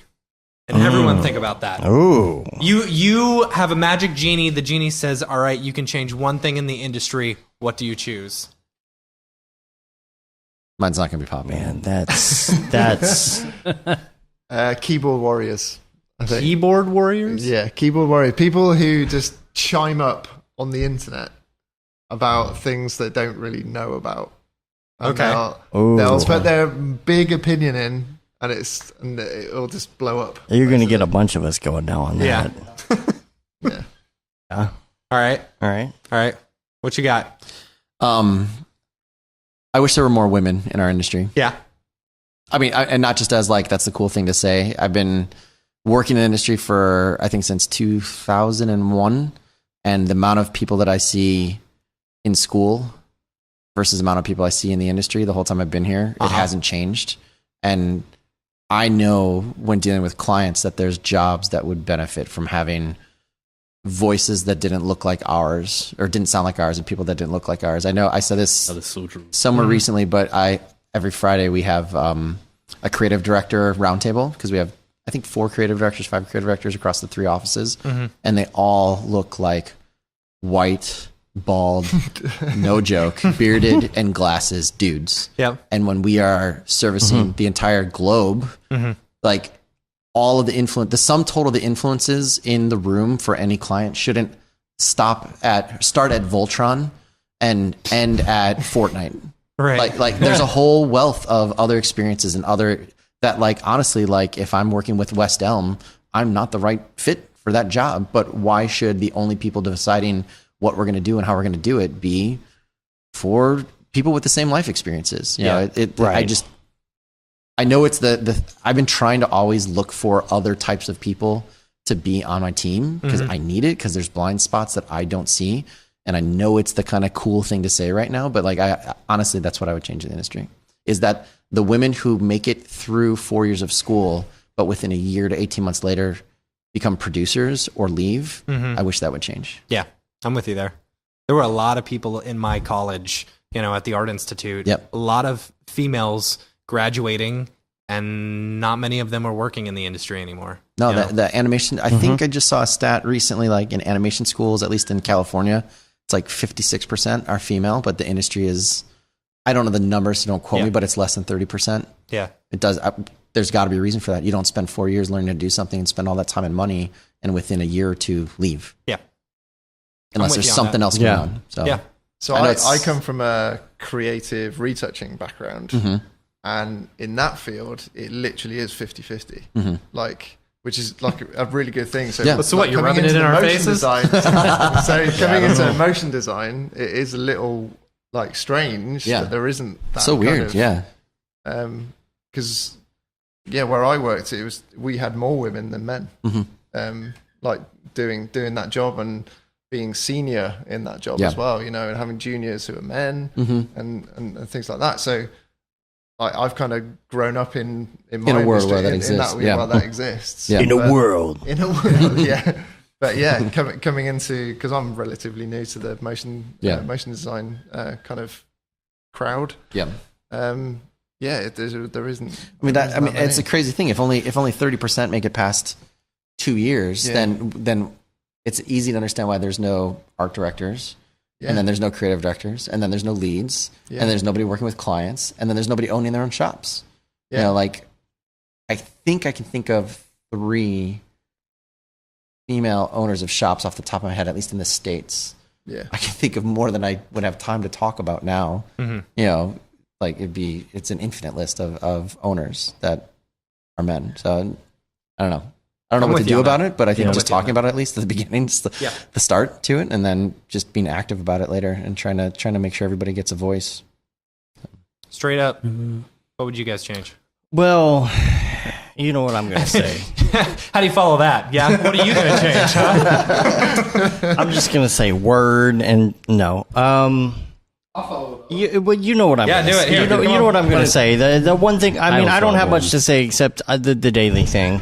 I completely agree with that, and that's why we came up with the almost daily in the first place. That's why we came up with randorender.com, because we wanted to have a reason. If you're going to do a daily, have a reason to do it, for the love of God. But that's pretty much it. I'm going to not counter what you're saying necessarily, but because I agree with what you're saying. We want more diversity in this community, but this whole idea of looking from the direction we are back into it without any clue of why. I just took a look at people that signed up to go to Half Res and tried to look at the diversity in there. Yep. No one's forced to sign up. No one's forced to go to these conferences. So what can we do to get women to say, hey, I'm going to sign up for this conference, like-minded people.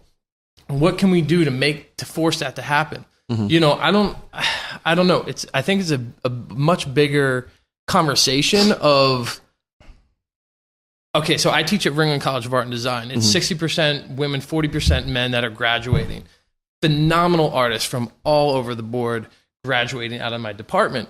And these artists, male and female, are graduating, and these artists are being quiet out in the industry. And we're saying they need a voice. It's like, well, you're not giving a voice. You got to make your voice be heard. You got to make your voice be known. And they're staying quiet, And it's like, well, we need to make them be talkers and go to this event and talk at this conference. No, we don't.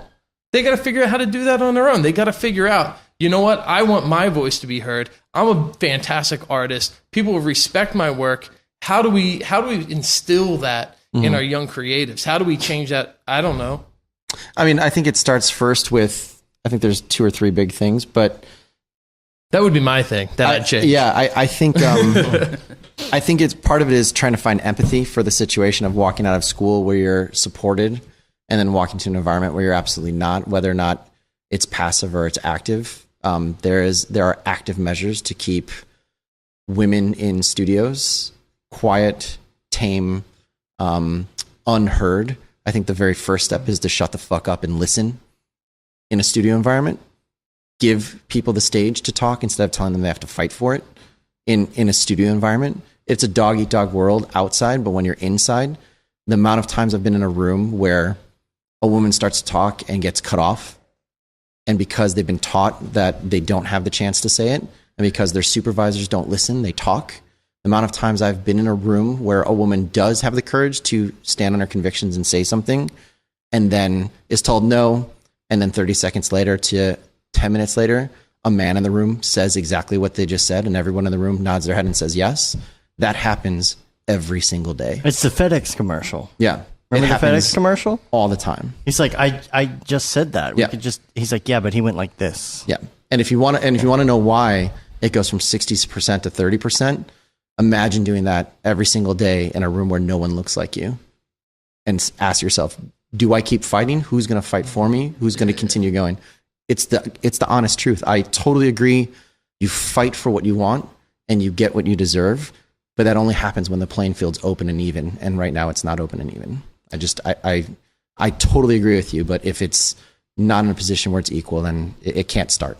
So we're saying going to this conference wouldn't be an open playing field for a young artist. I'm talking about a work environment. I'm not talking about the. I would. But I'm saying then at what point is it on the individual? Then I mean you're arguing the point then that at a studio. But I'm saying let's make it just a conference then. Let's not make it at a studio. And I'm saying people aren't showing up. I think you have to create an environment across the entirety of the entire industry to where people feel comfortable to be able to even have that situation. Look at this room. Yeah. Look at this room. I think it is actually bigger than motion graphics. It's societal. Yeah, I think it's societal, but there are things we can actively be doing in our workspace, in our boardrooms, in our brainstorming sessions. I stand up and applaud Paul Babb for making a stand, and at Maxon, they were just as guilty as anybody else. The only women you saw at that booth were the booth babes, were the girls who honestly are some of the most amazing people, hardest working, and deal with way more shit than any of us know at those shows. Incredibly intelligent people, most of them creatives on their own right. The only people at that booth since I ever went and spoke, and for 3 or 4 years after that, were almost always men. The fact that Paul went out and is an example of give them their voice, that's what we need more of. Give them their voice so they feel like they can stand up and be proud, and let them see a couple more people that look like themselves, and then talk to them and find out how much shit they get because they did it. At the exact press event where they're all put up there, they got shit on. Oh yeah, that was so. I really? mean, yes. Well, what do you mean? Someone questioned why they were even there. Heckled them at the press conference with Paul and all the press there. Yeah. Try going on stage and having a bunch of people heckle you because they don't like the way you look while you're on stage. Hear about that? Yeah, no, that's what I'm saying. Like talking about those things, saying those things, elevating those things. Like we said, shame the people who do something like that and make sure they're never forgotten that they pulled a stunt on somebody when we're trying to elevate people up. Like that we can't. That's why I say empathize. I don't even say sympathize. We can't even understand what it's like to go in an environment where you're supposed to be applauded for your effort, your work, and your time, and somebody has the gall to call shit on you just because you're a woman. We don't even know that. We don't even know that at all. Think about the first time you ever showed up at Maxon and got on the stage, how fucking nervous you were. But you knew you had a bunch of buddies on the stream that were going to be excited for you, and everybody in the room wanted to see and hear you talk. Now imagine replace that with half the people, and they all fucking hate you. Yeah, I mean, I agree with that. I think it's just as good of a conversation as people stealing work, right? It's just putting it out there, because it's always just hard having the conversation with just like-minded individuals, which we're doing right now, which none of us discriminate on women. And so we're just all in agreement and like nodding our head. And it's like, well, so I don't know anyone, like I don't have anyone in my life that doesn't treat women respectfully or doesn't put them on an equal playing ground. You have those situations, I guess. I don't really have those situations. So I'm looking at, and if I find those people, I don't talk to them ever again. They're gone. They're out of my life. I never continue a relationship with those type of people. But then I'm trying to say, okay, well, what I'm teaching, what I'm trying to raise young artists up is to not have that mentality. But then you get out and it's like, I can't force you to go and meet up with people and say hi to people. Like, so then, but then it falls on who?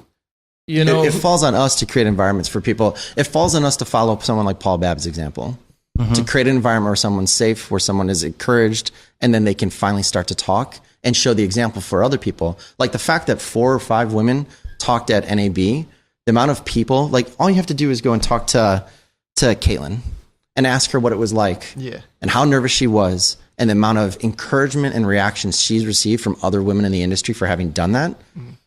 We need to do that. We need to do that for 3 years, for 4 years, for 5 years. And then maybe people who we can't even understand their experience of how much they get shit on every single day for even existing in this field.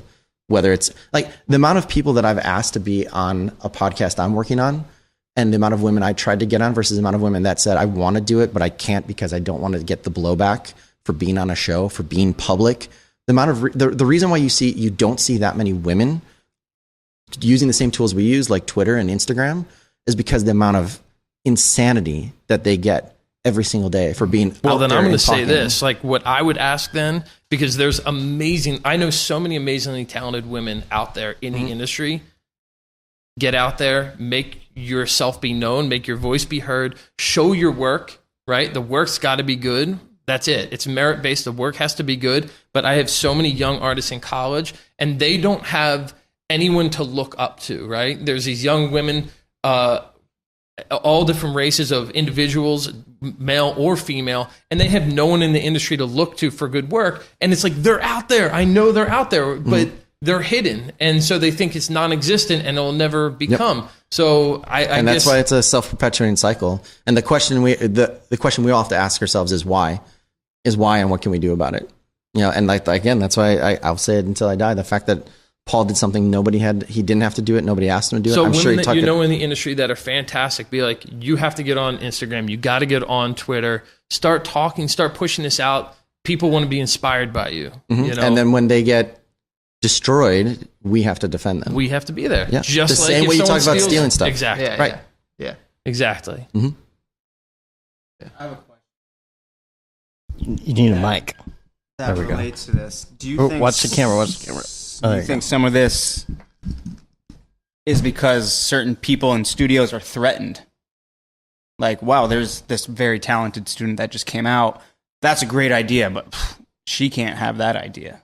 So I'm going to shut it down and then like go back, mill at my desk, come up with that idea myself. You know what I mean? Yeah. Like, I mean, I can't pretend. It's almost like a changing of the guard, I feel like now. Like the old school is starting to move out, that old school mentality, like similar to what we were talking about earlier, like remote work, people just collaborating together. And, you know, I feel like opening those doors for everyone to get involved. And then in terms of like people to look up to, like, right, Karen Fong just won an Emmy, you know, like, but yeah, she's not really super public as far as I can tell, you know, in terms of like Twitter, Instagram and whatnot. But like a lot of the best work is being kind of but led by women in a way. I think it's going to be a generational. I think it's never going to be one point of focus on it. And I think asking the old guard to make everybody who's coming in to fix it, I think it starts at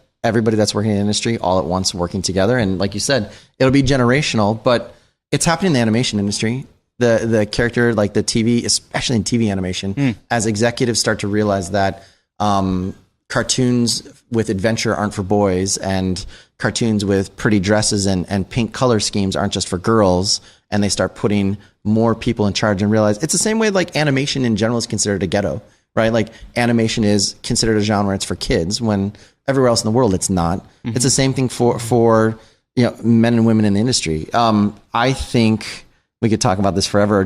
I think that there is a certain amount of the industry that got in here because of technical skills and not out of a desire to contribute or a desire to have an artistic career or journey. And I think the industry is catching up to them, and that you can't just be someone who presses buttons and pushes sliders and learns the tools. We're all seeing that all the time. And I think there's a little bit of resentment and angst in general at everyone, and women become an easy target. Right. Women or new people or students become an easy target. That will eventually phase itself out, but I think we can do a really good job of accelerating that and pushing that kind of mentality away and start saying like, the best artists and the best people to work with and the people that speak up the most are the ones that are going to win. So let's help people do that. True. I don't think there's anything wrong with that. Okay. The woman who was going to your classes in Florida, she was interning at Already Been Chewed. We met her. Maddie. Yeah. What is she doing now? Oh, she's a senior. So she's still going there. Yeah. Okay, I wasn't sure if she was done. Yeah, she was a young intern. I think she got her internship sophomore year. So, yeah, she took my advanced 3D course junior year, and then and she's a senior this year. So she's gonna do great. So I saw some of the stuff that she was messing around with. Had already been chewed. Matt saw too, and it was really good. And I mean, there was like some Instagram daily stuff that everybody kind of starts out with or whatever. So what is she doing right now, and what is she doing in order to put her name out there and get into this industry? It's a good question. Cool. I talk to all my students about the importance of going to meetups, the importance of this kind of stuff, the importance of conversating with each other and putting yourself out there, putting your work out there. We had the whole conversation of like the dailies being kind of like overdone and stuff like that. But at a certain point, maybe, we know Phil's not a girl, but RAID 0, who knows, right? As we know. Right? And before we knew what you looked like, is there any way that you can put your work out and your work speaks for itself? Like, just produce work, put it out there. If it looks good, I don't know, man. I'm just not finding that people are discriminating on people based on their gender or race when it comes to the art industry. And that is, I've never looked at something, I'm like, I'm not going to like that because it's a woman that designed it. And so I just try to put that out there. It's like, your work has to be good. You have to be a killer out there. Like, be a great artist. Maddie's a fantastic artist. I've got no doubt in my mind that she's going to go out and do great things. But and she's really good at speaking as well, And so anytime I have one of my students and I'm like, you're really good at speaking, you should try to be a creative director. You should try to do talks. You should get in front of, learn to enjoy doing interviews, stuff like that. I don't know. I just try to uplift all my students. But talent's got to be the first and foremost thing. And so it's not easy. It's not easy to put yourself out there. It's not easy to speak on camera and to talk on a podcast and put yourself out there. It's not easy for anybody. For anybody. That's the thing. Yeah. It is easy to put yourself on Reddit, though.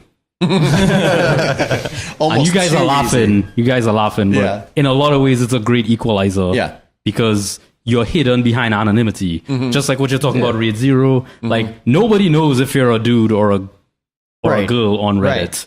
Nobody. And if you put shit in the sub, you will get flamed. Like, if you put good stuff, you'll get a ton of comments of people saying good stuff. And this is going to tie back into what I think should change in the industry to come back to that. I wish more people would not put their things on, they would put their things on Instagram and Twitter, but those are not great platforms to get good feedback and to learn and to get better. They're terrible platforms for that. You get likes and you get 2-line comments of people saying, that's awesome, how'd you do that? But that's a terrible place to get that done. And who are those people? I mean, some of those people don't even know cinema. They don't know anything about motion graphics. They're just obviously, that's a cool sphere. Obviously, nice, I'm hugely sphere. biased, but when I have time, which is unfortunately not as much as I used to have in the early days of the sub, I used to spend 2 hours crafting out a friggin' 1,000-word response to someone's post, breaking it down, being like, this is what's good about this is what's not good about this is what you need to improve. And you can tell, and it's not, that just doesn't benefit that one person, that benefits every single person reading that post. True. You know what I mean? I don't know if you saw, if you're in the Octane Facebook group, a post that somebody posted last week or the week before, and it was not so great. And and it was no, I mean, this was Octane Facebook group, and this was everybody was it was it Octane, or was it the Maxon Cinema 4D Facebook group? But it was nobody even wanted to comment because it was somebody who is obviously very new, right? And so I'm like, and this could be anybody. This could be a female or a male. It doesn't matter what it is. But I understand that whole thing. You're just you're trying to put this out there. And I was in the same spot because I was just getting into it, and I was pretty okay at the technical stuff, but I had no idea what I was doing design wise, and didn't realize that at the time back in the day. And somebody did the same thing to me as constructive criticism, where it's okay, all right, it's and everybody's posting animated GIFs of people just looking around, waiting for someone to take the first. Waiting for somebody, and I'm spot. Okay, roll up my sleeves. Here we go. First of all, you got to work on your camera moves, because this is the worst thing I always see with everybody. Your camera moves, and these janky moving around camera moves all over the place. And I'm like, no, I'm going to take the time, because everybody else is sitting here too shy to say something because they don't want to be an a-hole, number one, or a b-hole, number two, and they don't want to be that guy. But also, it felt to me that some people were like, oh, this is terrible, and it felt to me that some people were like, oh, I don't want to take the time, and I'm like, fine. Nobody else is responding to this. I'm going to tell you what I think about this. You've got to be able to get when you're new, you have to get some feedback. Here's Yeah, what I that's- do in that's- that situation. You know, I like to do what I call the Nick Campbell way of handling it. No, and don't get me wrong, because I love Nick Campbell, and I think he is one of the most positive people in the entire world, especially when it comes to this industry. You know, he will never tear you down. You know, even if your work is total crap, he will support you in every way possible. You know, but he will also give you feedback in order to help you get better at that. So, I don't know. It's the what is it, the sandwich? Yeah. Positive, Sandwich? constructive, positive. Yeah, I don't think back to- tearing people down on critique is a good thing. I don't think that's valuable. I try to teach my students that I find it's more important to give someone critique than actually to receive it, because then you learn how to verbalize and communicate what needs to be fixed, and they're going to approach something different than you are. And then when you go to work on your project, even if it's subliminal, like you will make those adjustments that you gave feedback to somebody else. And so I think, everyone giving feedback, everyone giving critique is awesome. If you want to become a better artist, start critiquing other people's work. Put it in the words. We did more of. Yeah. Like there's just not enough of that happening. I totally agree. The platforms that we've chosen to put our stuff out on are not good platforms for that. No, they're not And conducive, I'm the moderator of a platform that's literally built for that. Right. I mean, when I see my aunt is sharing a Beeple's post on Facebook, I'm like, okay, the audience is not the same audience that I thought. So like, how many of these likes and how many of these hearts and how many of these whatevers you call them on any platform are anybody who really understands anything about it at all? So how do you get feedback? I think it's about intent. Like when you're posting something, sometimes people post stuff because they think it's the best thing in the world and they just want to see people celebrate it. Sometimes people are honest, like, I don't know what I'm doing and I don't know why it's bad. Teach me, right? Like, and I think sometimes that's where the wires get crossed in terms of like, well, why are you posting this on Instagram? Like, no one's going to be able to take the time to tell you how to get better, right? But I mean, for me, a lot of that stuff just comes down to finding ways to talk more to people and with people rather than just posting and putting the ether and crossing your fingers that when you wake up, you're Beeple. Right, like it's. I mean, I feel like that's a lot. It's like, why are you posting it then? Like, why are you posting it because you want to see? If you're posting one a day and you're not at people's level, are you posting because you want to get better? Or are you posting because you want to be celebrated? Yeah, and I think if you ask people, like, would you like us to critique your work? He'd be like, hell no, because I could point out all the crap really that doesn't like listening to that segment on our show. Well, yeah, but you're not like critiquing it. You're not like the composition's incorrect. Yeah. I mean, if we're looking at color, like, and like I've had people critique mine, and I'm like, well, all right, cool. I that's good. That's good for you. I know it's shit because I did it in 3 hours, so it's like, I just did it so I could put something up, you know? So I'm not doing it to get feedback. That's another kind of weird thing. I kind of hold back feedback sometimes because I'm like, they're not posting this to hear what other people have to say about what they should adjust or fix. I mean, let's be honest. This person in particular was asking for... Right. Yeah. Well, then, then it's a different scenario. Then, then you find the simplest thing that you can compliment and say, this is something to build off of. You give them 2 or 3 things and maybe you give examples or you do a draw over or you show like another piece of work that's similar and why it works.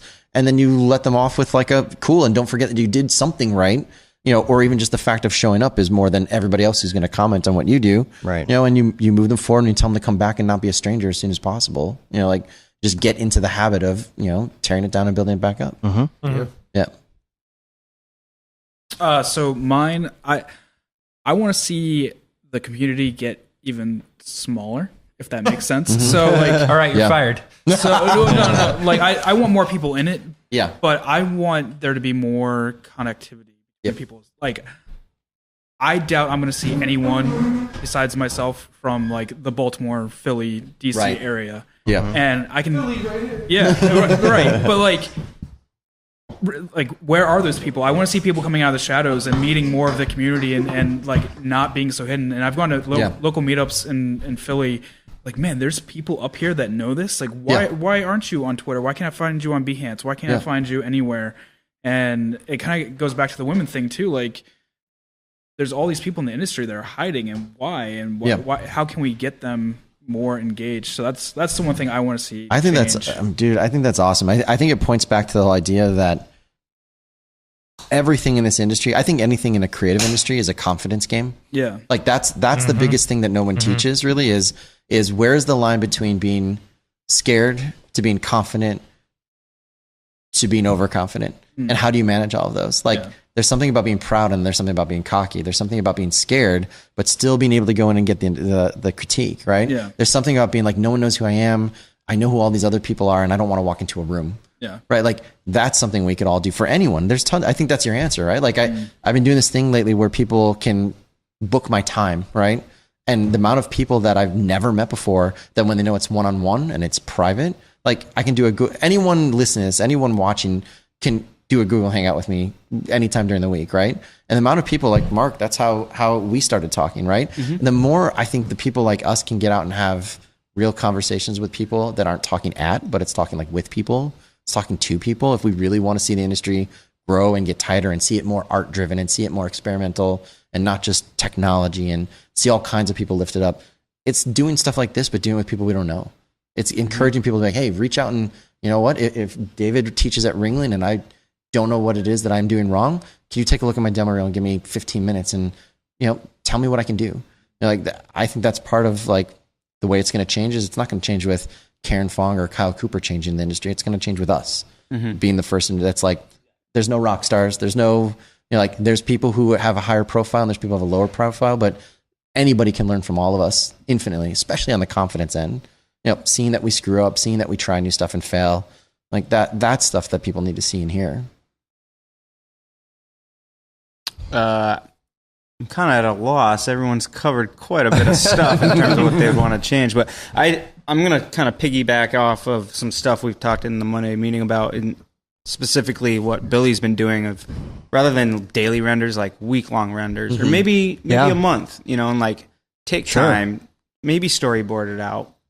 Find your kind of mood boards and your different reference things and really hash out that idea into like a 5, 10, 15, whatever long piece, you know. And then to take that to the next level, maybe you collaborate with one other artist and you know, work as a team to create something. I think that's one way to grow a lot faster beyond like a daily thing and beyond a technical aspect, and really just learn how to begin to concept and bring those concepts to life through, you know, a proper workflow. Yeah. You know what? I'd love to like piggyback on that. You know what? I'd love to see if people were going to do one-a-days, try to add storytelling to their one-a-days. Oh yeah. Right? You know, like everybody's doing all that. Like even if you just take a sphere and a cube and it's global illumination and it's self-illumination, like find a way like, okay, cool. You're going to figure out your new techniques, but in a one-a-day, tell a story over 5 images or 5 things, or do a month long and it's just stills and you tell a story that has a beginning, a middle, and end. Like I would go bananas from one-a-days. Like you're saying, nobody's doing anything new.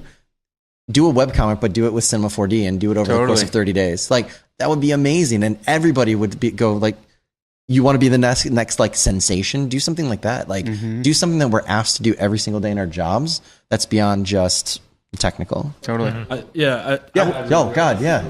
Yeah. Really. Oh yeah. Oh yeah. That's a good idea. Totally. Yeah. Like then you're like when someone went a creative director. You need a mic, dog. You need a mic. Yeah. You need a mic and say that again. Yeah.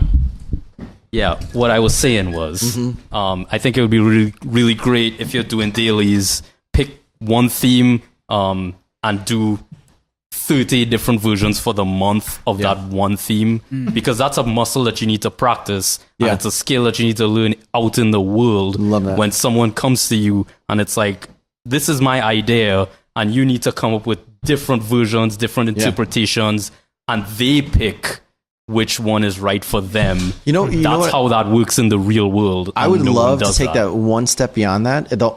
I kind of go back and forth on some of the online kind of schools and like Learn Squared. I've had my positives and negatives with, but one of the things I love that they do is they take the master and apprentice approach. Yeah. I'd love for somebody to say, okay, David, I'm going to do 31 a days. I'm going to do one image, but I want you to be my creative director. Yeah. Tell me one thing I need to address and not make it look better, make it look more saturated. Like, it's not working for you today. I'm going to give you another one the next day, and you critique Yeah. it. And over 30 days in like a master and apprentice thing, you go from raw, whatever it was, to having somebody who's been in it for a while take it to a finished piece. That'd be awesome. Because I think, like that's something that, like, the daily renders, I don't really have a problem with them if you're doing them for the right reasons and the right way, right? Like if, like the way Beeple does it, or at least when he started, because now he's like a monster on his own.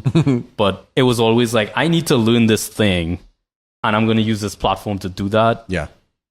But again, it comes back to people not giving feedback anymore and stuff like that. Like if you're going to do a daily and your weakness is not the technical stuff, your weakness is narrative, your weakness is translating your ideas into a real kind of product, then that's what you need to focus on. Do dailies doing that. Take rando renders, take one rando render and make 30 different versions of it. Yep. That's a good idea. So, You know what I mean? Yeah. It happens once a year.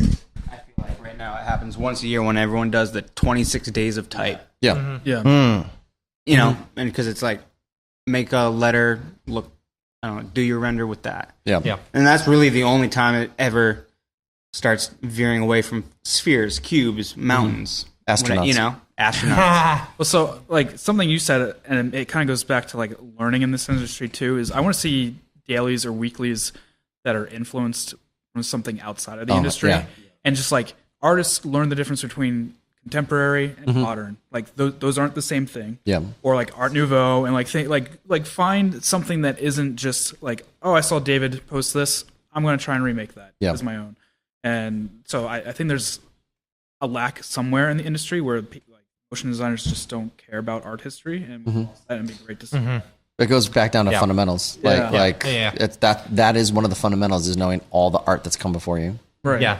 I was talking to Brandon Parvini about this, something similar about this, in at SIGGRAPH, and he was saying, there are people who will, post some of these funny things that were inspired by other people, but they don't know it was actually inspired by one person, or inspired by that, or inspired by that. Yeah, exactly.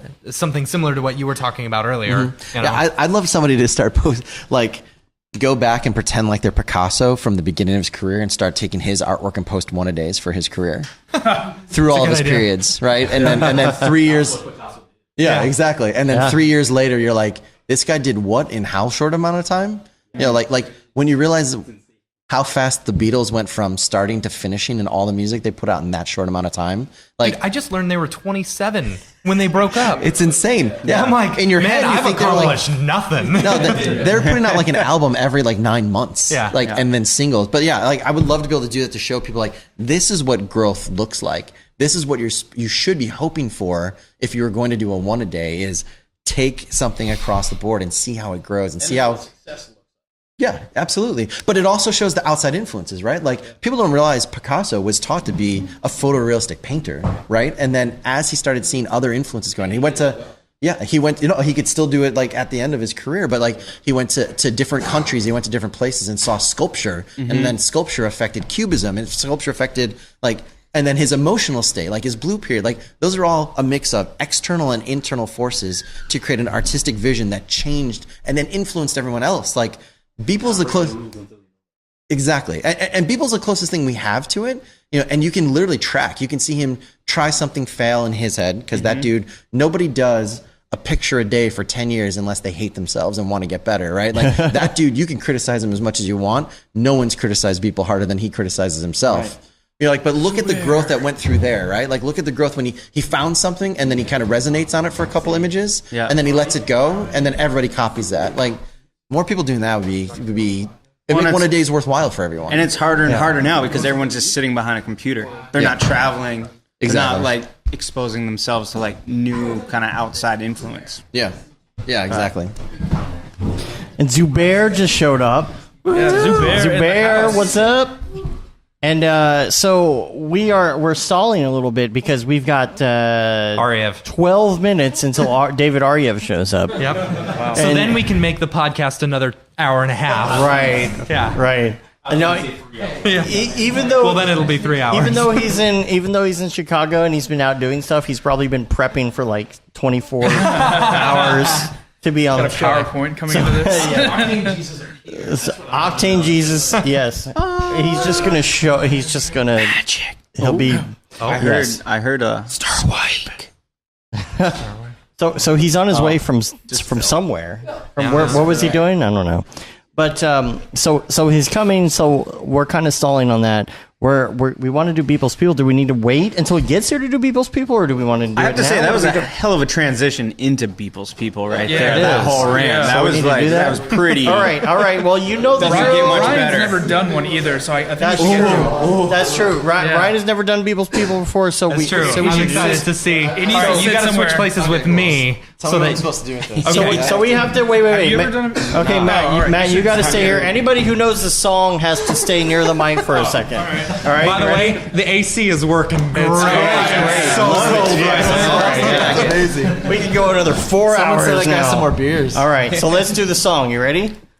People's people, where'd you get that Greeble? People's people, what's up with that guy? Has he been here to sing this? No. No, not yet. Who was it that made it up? It was kind of like us and EJ and David Arya. Yeah, kind of course. You know, I think when he does his last one, it has to be here. He has to be doing it live during the show. yeah, I think so. And then at the end of the show, you have to sing that song for him. He did one live on the show once, but he didn't tell us until the yeah. show was over. Yeah. He called it Bros. Bros. That's I have, yeah. I have a copy of it hanging in my office. Me too. Amazing. Yeah. I love it. But what we do is every week we look at about like 3 works, and for a while we were really talking about like the composition and What Octane render and engine we engine. thought. Wow, yeah, it's been hard. But now we it's don't care. Now we just it's made up a just- continuous story It's the about backstory. what is going on. Linking them all with together. All of Beeple's people. It started. awesome. It started originally because when we first started talking to him, we're like, I think he's trying to put out a message with every one Yeah. of these. Like maybe he's Yeah. being held captive somewhere, and he's trying to like signal us. You know, He has a lot of free time as a captive. Yeah. So it started That's as the only way that. you can do 10 years and 1 days is you have to be in a jail like Old Boy, Right. with no other outside contact and no other work to do. Exactly. And now the rest of the industry has anxiety because this guy's been in jail held for 2 captive. years. I like yeah. it. So it started as that, and then we came up with this story, and now there's like all these things that tie together. threads. Oh, but he man. also listens to the show, so we're like, is there like maybe a little bit of influence? Wait, does on he ever that? put something in Yeah, to but- kind of drive the I narrative? swear he did. Did you see today's? There were. Did you see today's? No, I didn't see today's. Okay, so it was some mushrooms, but it Okay. was Oh, people yeah. actually like bioengineering the mushrooms. Oh, and wow. I swear we talked about that. Did we? I swear we talked about that with the mushrooms. Like, my God. we You are. guys did. I remember that. Yeah. But there's I'd like to say there's like maybe 0.5%. That's all you need. 0.05%, 0.05% I mean, influence every that's once the in a same, while. right? Inspiration is Yeah. 0.05%. Well, we call it Beepleception. 99.5%. It's called Beepleception. Because he listens to the show with the critiques, and then it kind of goes in a circle, you know. it. So This we're is influencing, awesome. and we also got his blessing to Yeah. do an actual novel based on my the God. story that we've come up with. Well, you have because the covers for every single issue. Exactly. No, well, we're going to have the little color photographs Yeah, yeah. throughout, you know, because you like to see little pictures and stuff like that. And so we got his blessing on that, and plus, I don't know. I mean, it's. I don't know. I don't know. So is this the one we're doing? So yeah, I think we should. Well, usually we go in order, but I think since you were talking about the mushroom, we'll start with that. Yeah. So go to your Beeple viewer of choice. I should probably bring this up on the stream. Go to your Beeple viewer of choice. We're going to go to. Well, it's 1 day ago. What was yesterday? What was yesterday? The 10th? Is it the 10th? Okay. Go to September 10th, Year Overlord 2018. And we're going to look at this one. It is called Biohackers. Biohackers, and we're going to talk about how the composition, the makeup, and the story, of course, about what this is. So since you're brand new to this, I would love to hear your thoughts on So this one right here. I don't think it's actually a mushroom. I think it's like a nuclear explosion cloud that's been frozen in time that people are farming or hacking it for life energy to bring back to their home planet. That's freaking deep. So we're actually looking You at just like won the first episode. Well, okay. So if it is a mushroom cloud from an explosion, From a could this nuclear be bomb. from the emoji wars that have been going on? emoji wars or render wars. I feel like this is a bunch of GPUs. Well, there's going at the emoji same time. wars. He's got an emoji Oh, wars he's an going emoji on. war. See, Yeah. what we haven't told you is there's the whole backstory and the dates and everything that our listener man, that this our is listener awesome. audience has come up with, the dates Got and it. the storyline and all of this stuff. Like we have extensive notes. Yeah. So we'll have to fill you in some of this. that silhouette. Oh, that's a good idea. What It's is a it? little people nuke. Yeah. Like, you know, Oh, yeah. Oh. from the little people. Because there's like a little house in there too. Yeah, I was You gonna see say that? this hole almost has the silhouette of a Okay. poop emoji that could like slide in or out. It almost looks like that. Yeah, I think you're right. I think that's what it is. I think it's a poop emoji going through the cycle of life and death, but on an infinite ping pong loop. And that's where the energy through the friction of the poop going back and forth slowly builds up clear. enough energy to create the Poop nuclear clear explosion. energy. Pooplier energy. Yeah, Pooplier energy, and that's powering. Speaking of pooplier energy, Yeah. Oh! Who is that? I don't know who that is. Octane Samson is in the house. Everybody's just hugging. We can't do the show. I don't know. Sorry. So many hugs. We apologize. Yeah, we're just gonna leave it all in. It's fine. Yeah, it's fine. So we gotta get him on the mic. We gotta get him on the mic quick. Yeah. David, you came just in David, time it's just for in people's time people. for people's people. You gotta sit in. We gotta get you here. Makes him look so much All right. First of all, okay. So first of all, all joking right, before we we got to got fill there. you in on what's going on here, okay? Because this is not a mushroom. Okay, this is not a mushroom. This is a little people's people nuclear explosion that's being harvested for energy. Yeah. That's where we're at. All right. That's how long we've been going at this point, right? Okay. Camera though? So, yes, there are two cameras. Two cameras. Okay. Camera one, camera two. Camera one. Wayne's World. Okay. All right. So, It's like walking up to him. Like, we'll rein it in a little bit. Okay, so here's the thing. First of all, you're right. It is being harvested. we do have to comment on the fact that the Octane Jesus hair is gone. You are Octane Samson Octane now. Samson. grow You have lost your Octane powers now. And now you're moving over to Redshift. That's not how that works. No. Okay. shaving your head is just No, called I'm the not red moving shift. over to Redshift. Just No, making that clear. Let me ask you That's something. not happening. Did you save the hair? Did you save the hair? It crawled away. Okay. Because I was hoping I could get some of it to get some what's Octane up? powers. It's like some bad Nick Is that Cage what's on the movie where ground it's here? like, you know, That is what's on the toupee ground has in a this. life of its own and it just kind of waddles away. All right, so Cut off by so that's GPUs. where we're at. This one, I don't know. Can we even do any more with this mushroom one at No, this point? I think it's a Can we move on? self-portrait of Beeple, G-Monk, and Ollie Moss. Just saying. I feel like it there needs we go. more subsurface scattering Oh, in the mushroom. in the mushroom. The mushroom's Okay. kind of plasticky. All right. Okay. But that, I think are part of the harvesting time it. field All right. that's required to freeze it. Okay, so talking about the time displacement and everything. Yeah. The time displacement. The time displacement. Okay, do you guys know Doctor Who? Yes. And the Weeping Angels? This is what this reminds me of, right? So Oh my god, if the they turn energy it back, the nuclear bomb continues to go off? Right. So, like, it's the energy, like, the Weeping Angels get their energy from the amount of life that you lose by sending you back in time, right? Well, they are getting the energy from all the time displacement of it happening over and over That's again. right. So they're generating. That's the friction of time rubbing up against itself. So you're way deeper than we are about this. I like it. All right. We're like, it's a mushroom. I do We're like growing it. I do like how there's a little, like, Ollie Moss is off on the side painting there what's happening there. Like, he's actually, like, And this- recreating it for all of humanity. This person has a lot lot of specular going on. I didn't notice He's that. got a shiny suit. Shiny. You got some bleach over there too. It looks All right. I think we've worn this one out. We got two more. The show is off the rails. We got to go. Oh, by the way, by the way, people got a magic leap. What's up with that? That's the happiest I've ever seen him. There you go. Okay. Let's see. Okay, we're going to go to September 9th, year of our Lord 2018. Free exchange. I'd like to talk about this because this is a type of person or people's people that I have not seen before. Really? They've got misshapen heads. Ooh, yeah. Who are these people? We are moving into a new era of Beeple people.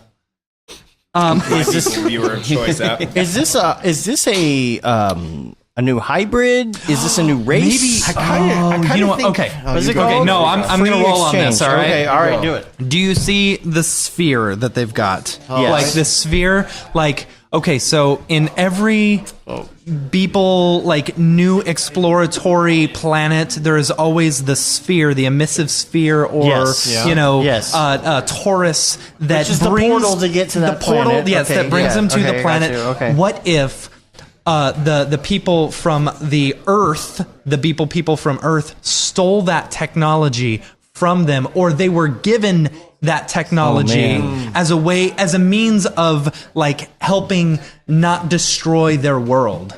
Like, and this is this scene right here is like the beginning of Bill and Ted's Excellent Adventure when Rufus is given the time machine and they're like, it is time. And so he's got to go back and help, you know, the wild stallions stay together for the fate of humanity. Wow. These aliens have to move forward or go back in time and teach them about the I mean, that's all well and good, but we might have some trademark violations going on. No. Matt, I have to say you've come so far since we first started Beeple's People. That's true. Why? Because I hated it at Because first? you wouldn't do it, and now you're up here like gesticulating and, you know, like telling all the stories about I was dead what's at the going time. on. I was done. By the way, my wife thinks you look very handsome with your haircut. Thanks, Amy.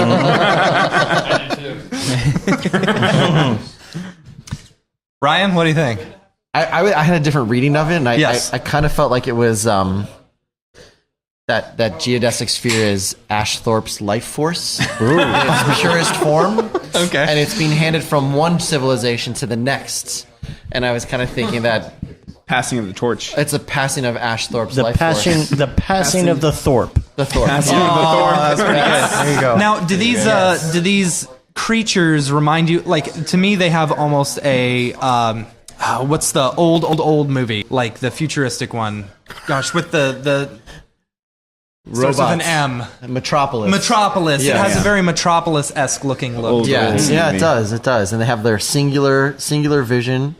There's not two eyes. They have misshapen heads. And what are they standing underneath? There's nature, but it doesn't really look like nature. It's very geometric in its placement. Right. It's almost Right, like right. they're trying to recreate nature Yes. in their primitive way. Yeah. They're doing it too orderly, too much structure.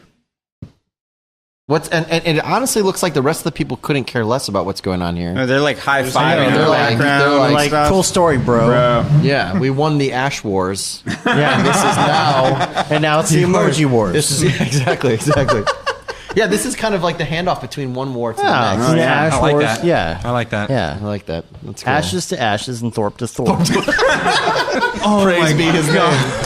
That was so good. On that note, I don't know what more we could do with that. I'm gonna go. Or it's called free exchange. It could be is. just. It could have just been a preemptive. See, free representation. exchange. It's a free exchange of information. Yeah. You know? Yeah. Like the Vulcans with the humans, It you almost, know? it almost Yeah. could be what we talked about though with CG Persia though, that there's a bunch of anonymous, misshapen creatures sharing hard work, taking Ashthorpe's life force True. and handing it back as handing it freely back and forth. I think Signed up since 2009. he's passing over the blockchain. That's right. Oh, that's pretty good. Why did you just ask him? You're like, Yeah, hey, what yeah. did you mean with this? Just like, oh yeah, just passing over the blockchain. What did you chat. mean by this?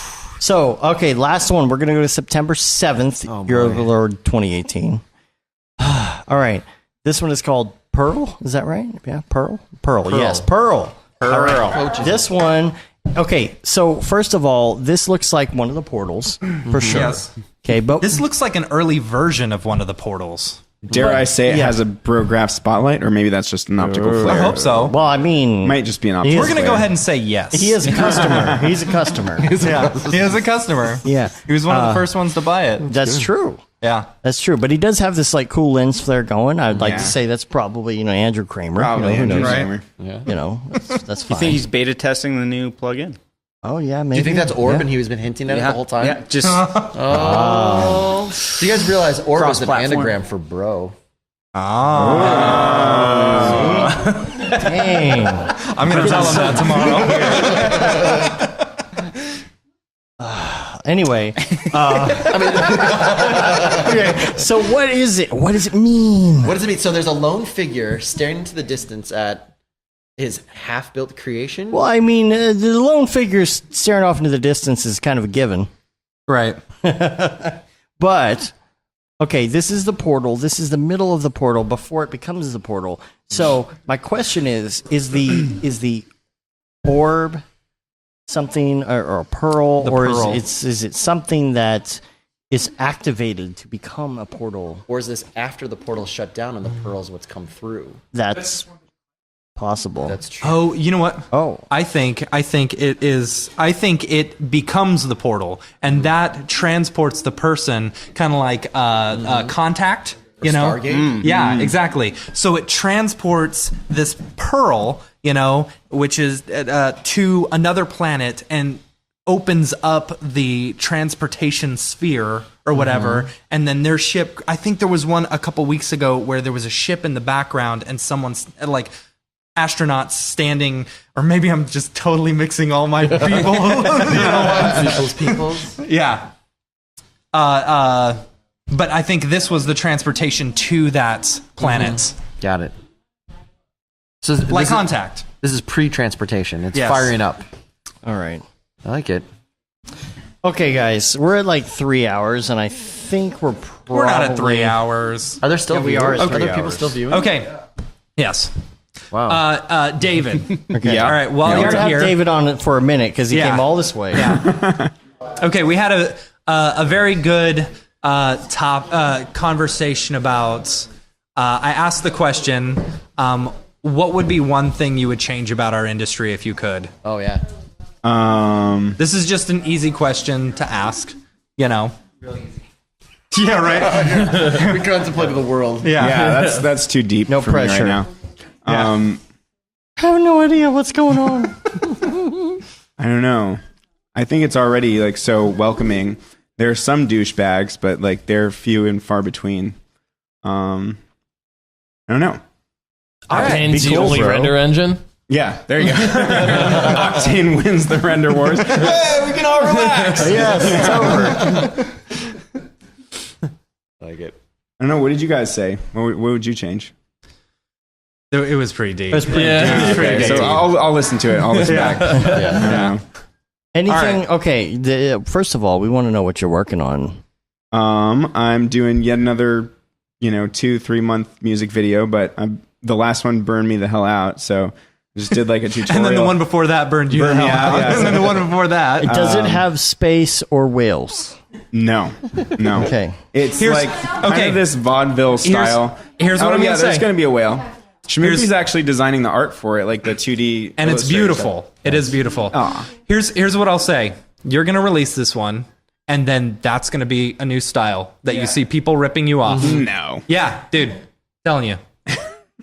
I haven't seen Casey the ice in the caves. chat. Casey in the chat says, "Oh my gosh, I went to grab some lunch and I came back and Arya has no hair." It was because you went to lunch. Yes. He's like, where's KCV? Why did you do that? How could you?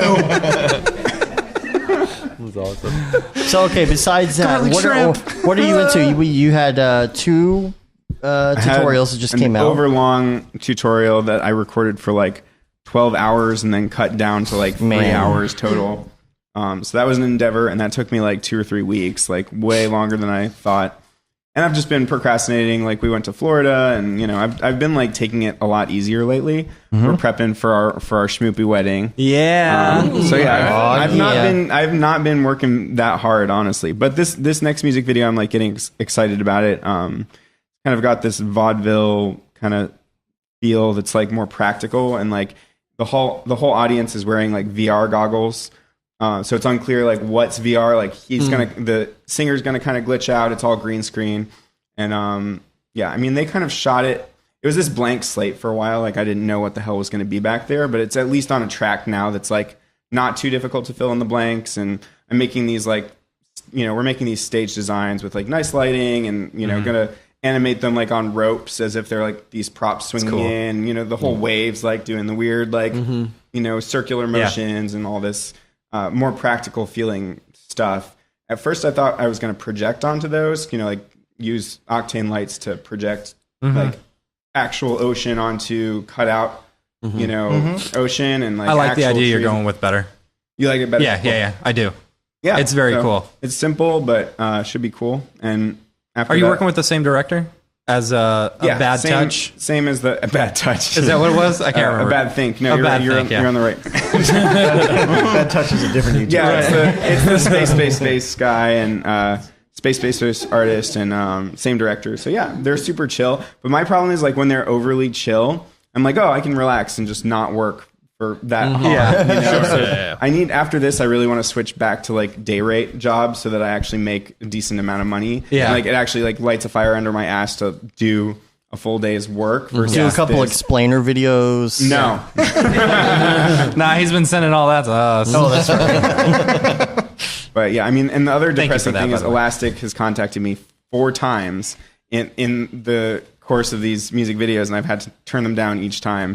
Bragger. So I'm not bragging. It's just depressing because I've never gotten to work with them, and it's like kind of a dream job.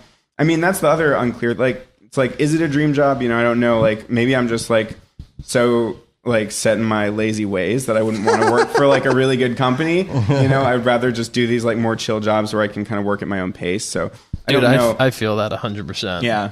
A lot of the times when you think it's the dream job, you're like, it's this cool, awesome company. It's like, it's really not all that good. Yeah. And the value of your time and value of your life is like better spent on doing something that's more interesting. Totally. I honestly have hit that so many times. I'm like, oh, I'm going to work with, let's just say MPC.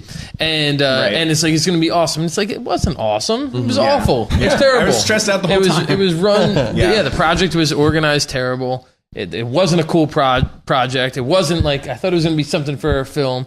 It's like, you got to like be like, what is the job? Yeah. Right. What is the job? I push back on producers all the time, and they're like, are you available these days? It's like, what's the project? Yeah, it's like, what's the project? Like, tell me what the project is. As somebody on the other side having to get producers to do that stuff, interview us as hard as we interview you guys. Like it's crazy because so many times it's just somebody somewhere picked your stuff off of an Instagram wall, or they picked it off of something they saw from someone else. They're like, I want that. Right. And they don't even know who it is, what it is, why they want it. Or it's just this is due in 3 days. Get somebody we can trust. Or they picked your work off of someone who stole your work and then found out it was you and then contacted you. Yeah. So I've been noticing this trend in Wales lately. I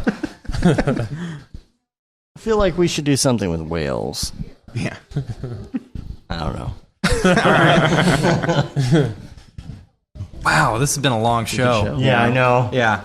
I don't have anything less. See, this to is talk what it's about. always like, Ryan. Is it always like this? It's always 3.5 hours?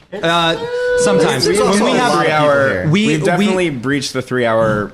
Many times. I think we've breached the 4 hour once. Once we got 4 hours. Yeah. It's usually Yeah. 2.5. But here's the thing. Pretty soon, it's time for Bro to the Future 3, right? Oh, God. Oh, yeah. So every year. Oh, and so I just want to awful. I want to give a shout out to every single listener who listens to the show, to the podcast, every single person who's on our Slack, every single person who has been in contact with us in any way, shape, and form. On Facebook the other day, I reshared a post where I said, hey everyone, me and my buddy Dave just started a tutorial site called Brograph.com. You guys should check it out. That was 5 years ago. Jeez. And it has grown into something that I couldn't have imagined. So thank you guys so much for that. Yes. Anyway. Awesome. Yeah. And Jason in the chat says it was a short show. True. But yeah, Bro to the Future 3. It's Okay, going to so be epic. We got to start planning For that. those who haven't listened, because we've gained a few listeners over the past year, every year to celebrate, we look into the future 10 years from now and what we think. And if you remember last year's, we got that whole presidential thing wrong. Oh, no. Yeah, so, whatever. So the next one's coming up soon, and we were throwing around the idea of maybe looking at 10 years into the past. Yes. Well, and we were talking about like what it would be like to be in the 80s if we had our technology now. Because that was 10 years, right? Yeah, like something like alternate universe. That's a possibility.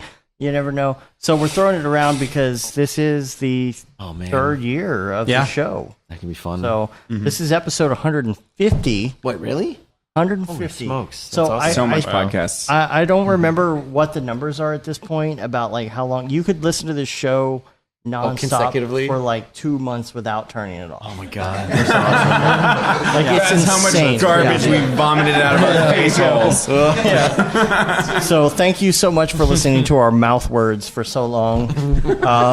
Do we have anything else we want to add before we get out of here? Because it's getting late and we got some more drinking to do, and we got half-res to go to, and we got some bacon pancakes to make tomorrow. I am making breakfast for bacon everyone. pancakes. So y'all two sleeping on the couch? Just be ready. I'm going to be clanging stuff around tomorrow. Yeah. Anything else? All right. You can send us an email, Brograph at Brograph.com. We're going to get out of here. You can rate us on iTunes, leave a review. You can also subscribe to our newsletter or subscribe to our show on your podcatcher of choice because it helps get our ratings up. We love that. Also, you can say you've been there, done that, got the t-shirt with the No Brograph, No Mograph tee, the Gaten Simone limited edition shirt, and the Paul Babb, Feel the Babb 2020 shirt. All the profits from that go to the Doctors Without Borders, the Render Things shirt and hoodie. Which is nice. Yes. I believe that there is a secret shirt floating around somewhere with the Node Commander on it. You can find that somewhere. There's some other ones. There's an Octane Jesus shirt. There's a Beeple shirt. There's some other stuff going on. If you want a Raid Zero shirt, just hit me up. I'll give you There you go. Sporting it. On the stream. And, of course, we're on Facebook, Twitter, Instagram, and, of course, YouTube, Brograph.com. Anything else? Do you do that from memory? That's amazing. Yeah. I mean, I kind of glance over at it, but, I know. Yeah. I think we're going to get out of here, but I'd just like to thank everybody for being here. Sarah smashed that like button. Casey says, you're all legends. Thanks for taking my productivity away for the day. Wish I was there. It was fun hanging. Billy says, night all. Can't wait to catch my flight. Oh, man. And we're going to go have some fun at half-res. You don't know me. You don't know me. I do what I want. And we're going to get out of here. So, and Ri-Fi. Thanks, Ri-Fi. We love you. Awesome. And we're going to get out of here until next week. I'm Dave. And I'm Matt. And you're all you peoples? Use guys. Not just use, because, just like y'all. And until next week, have a good one. Later, bros. Peace.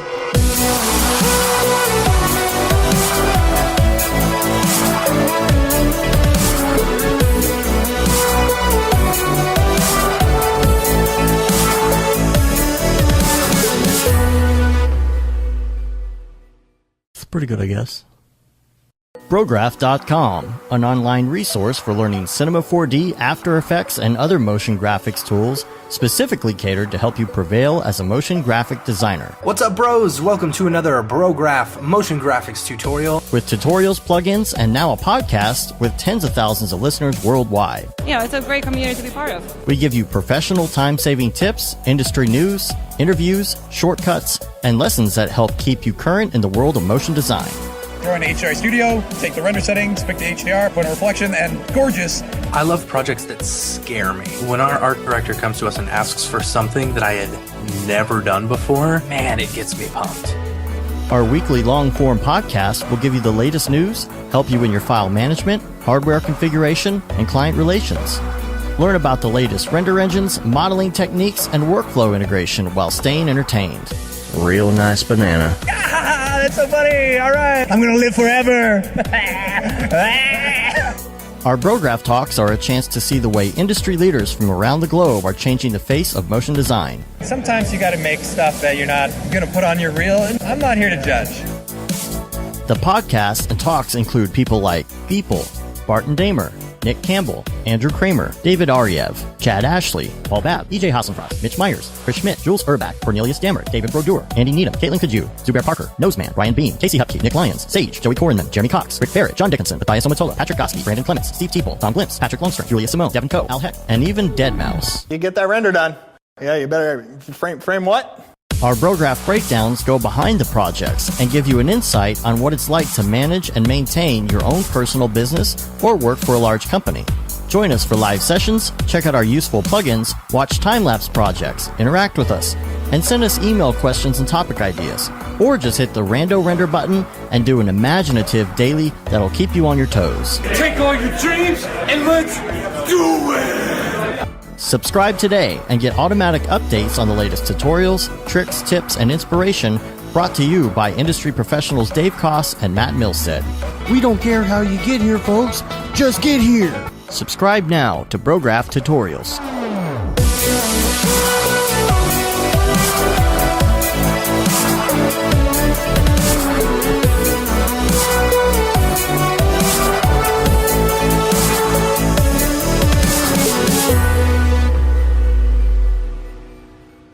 It's pretty good, I guess.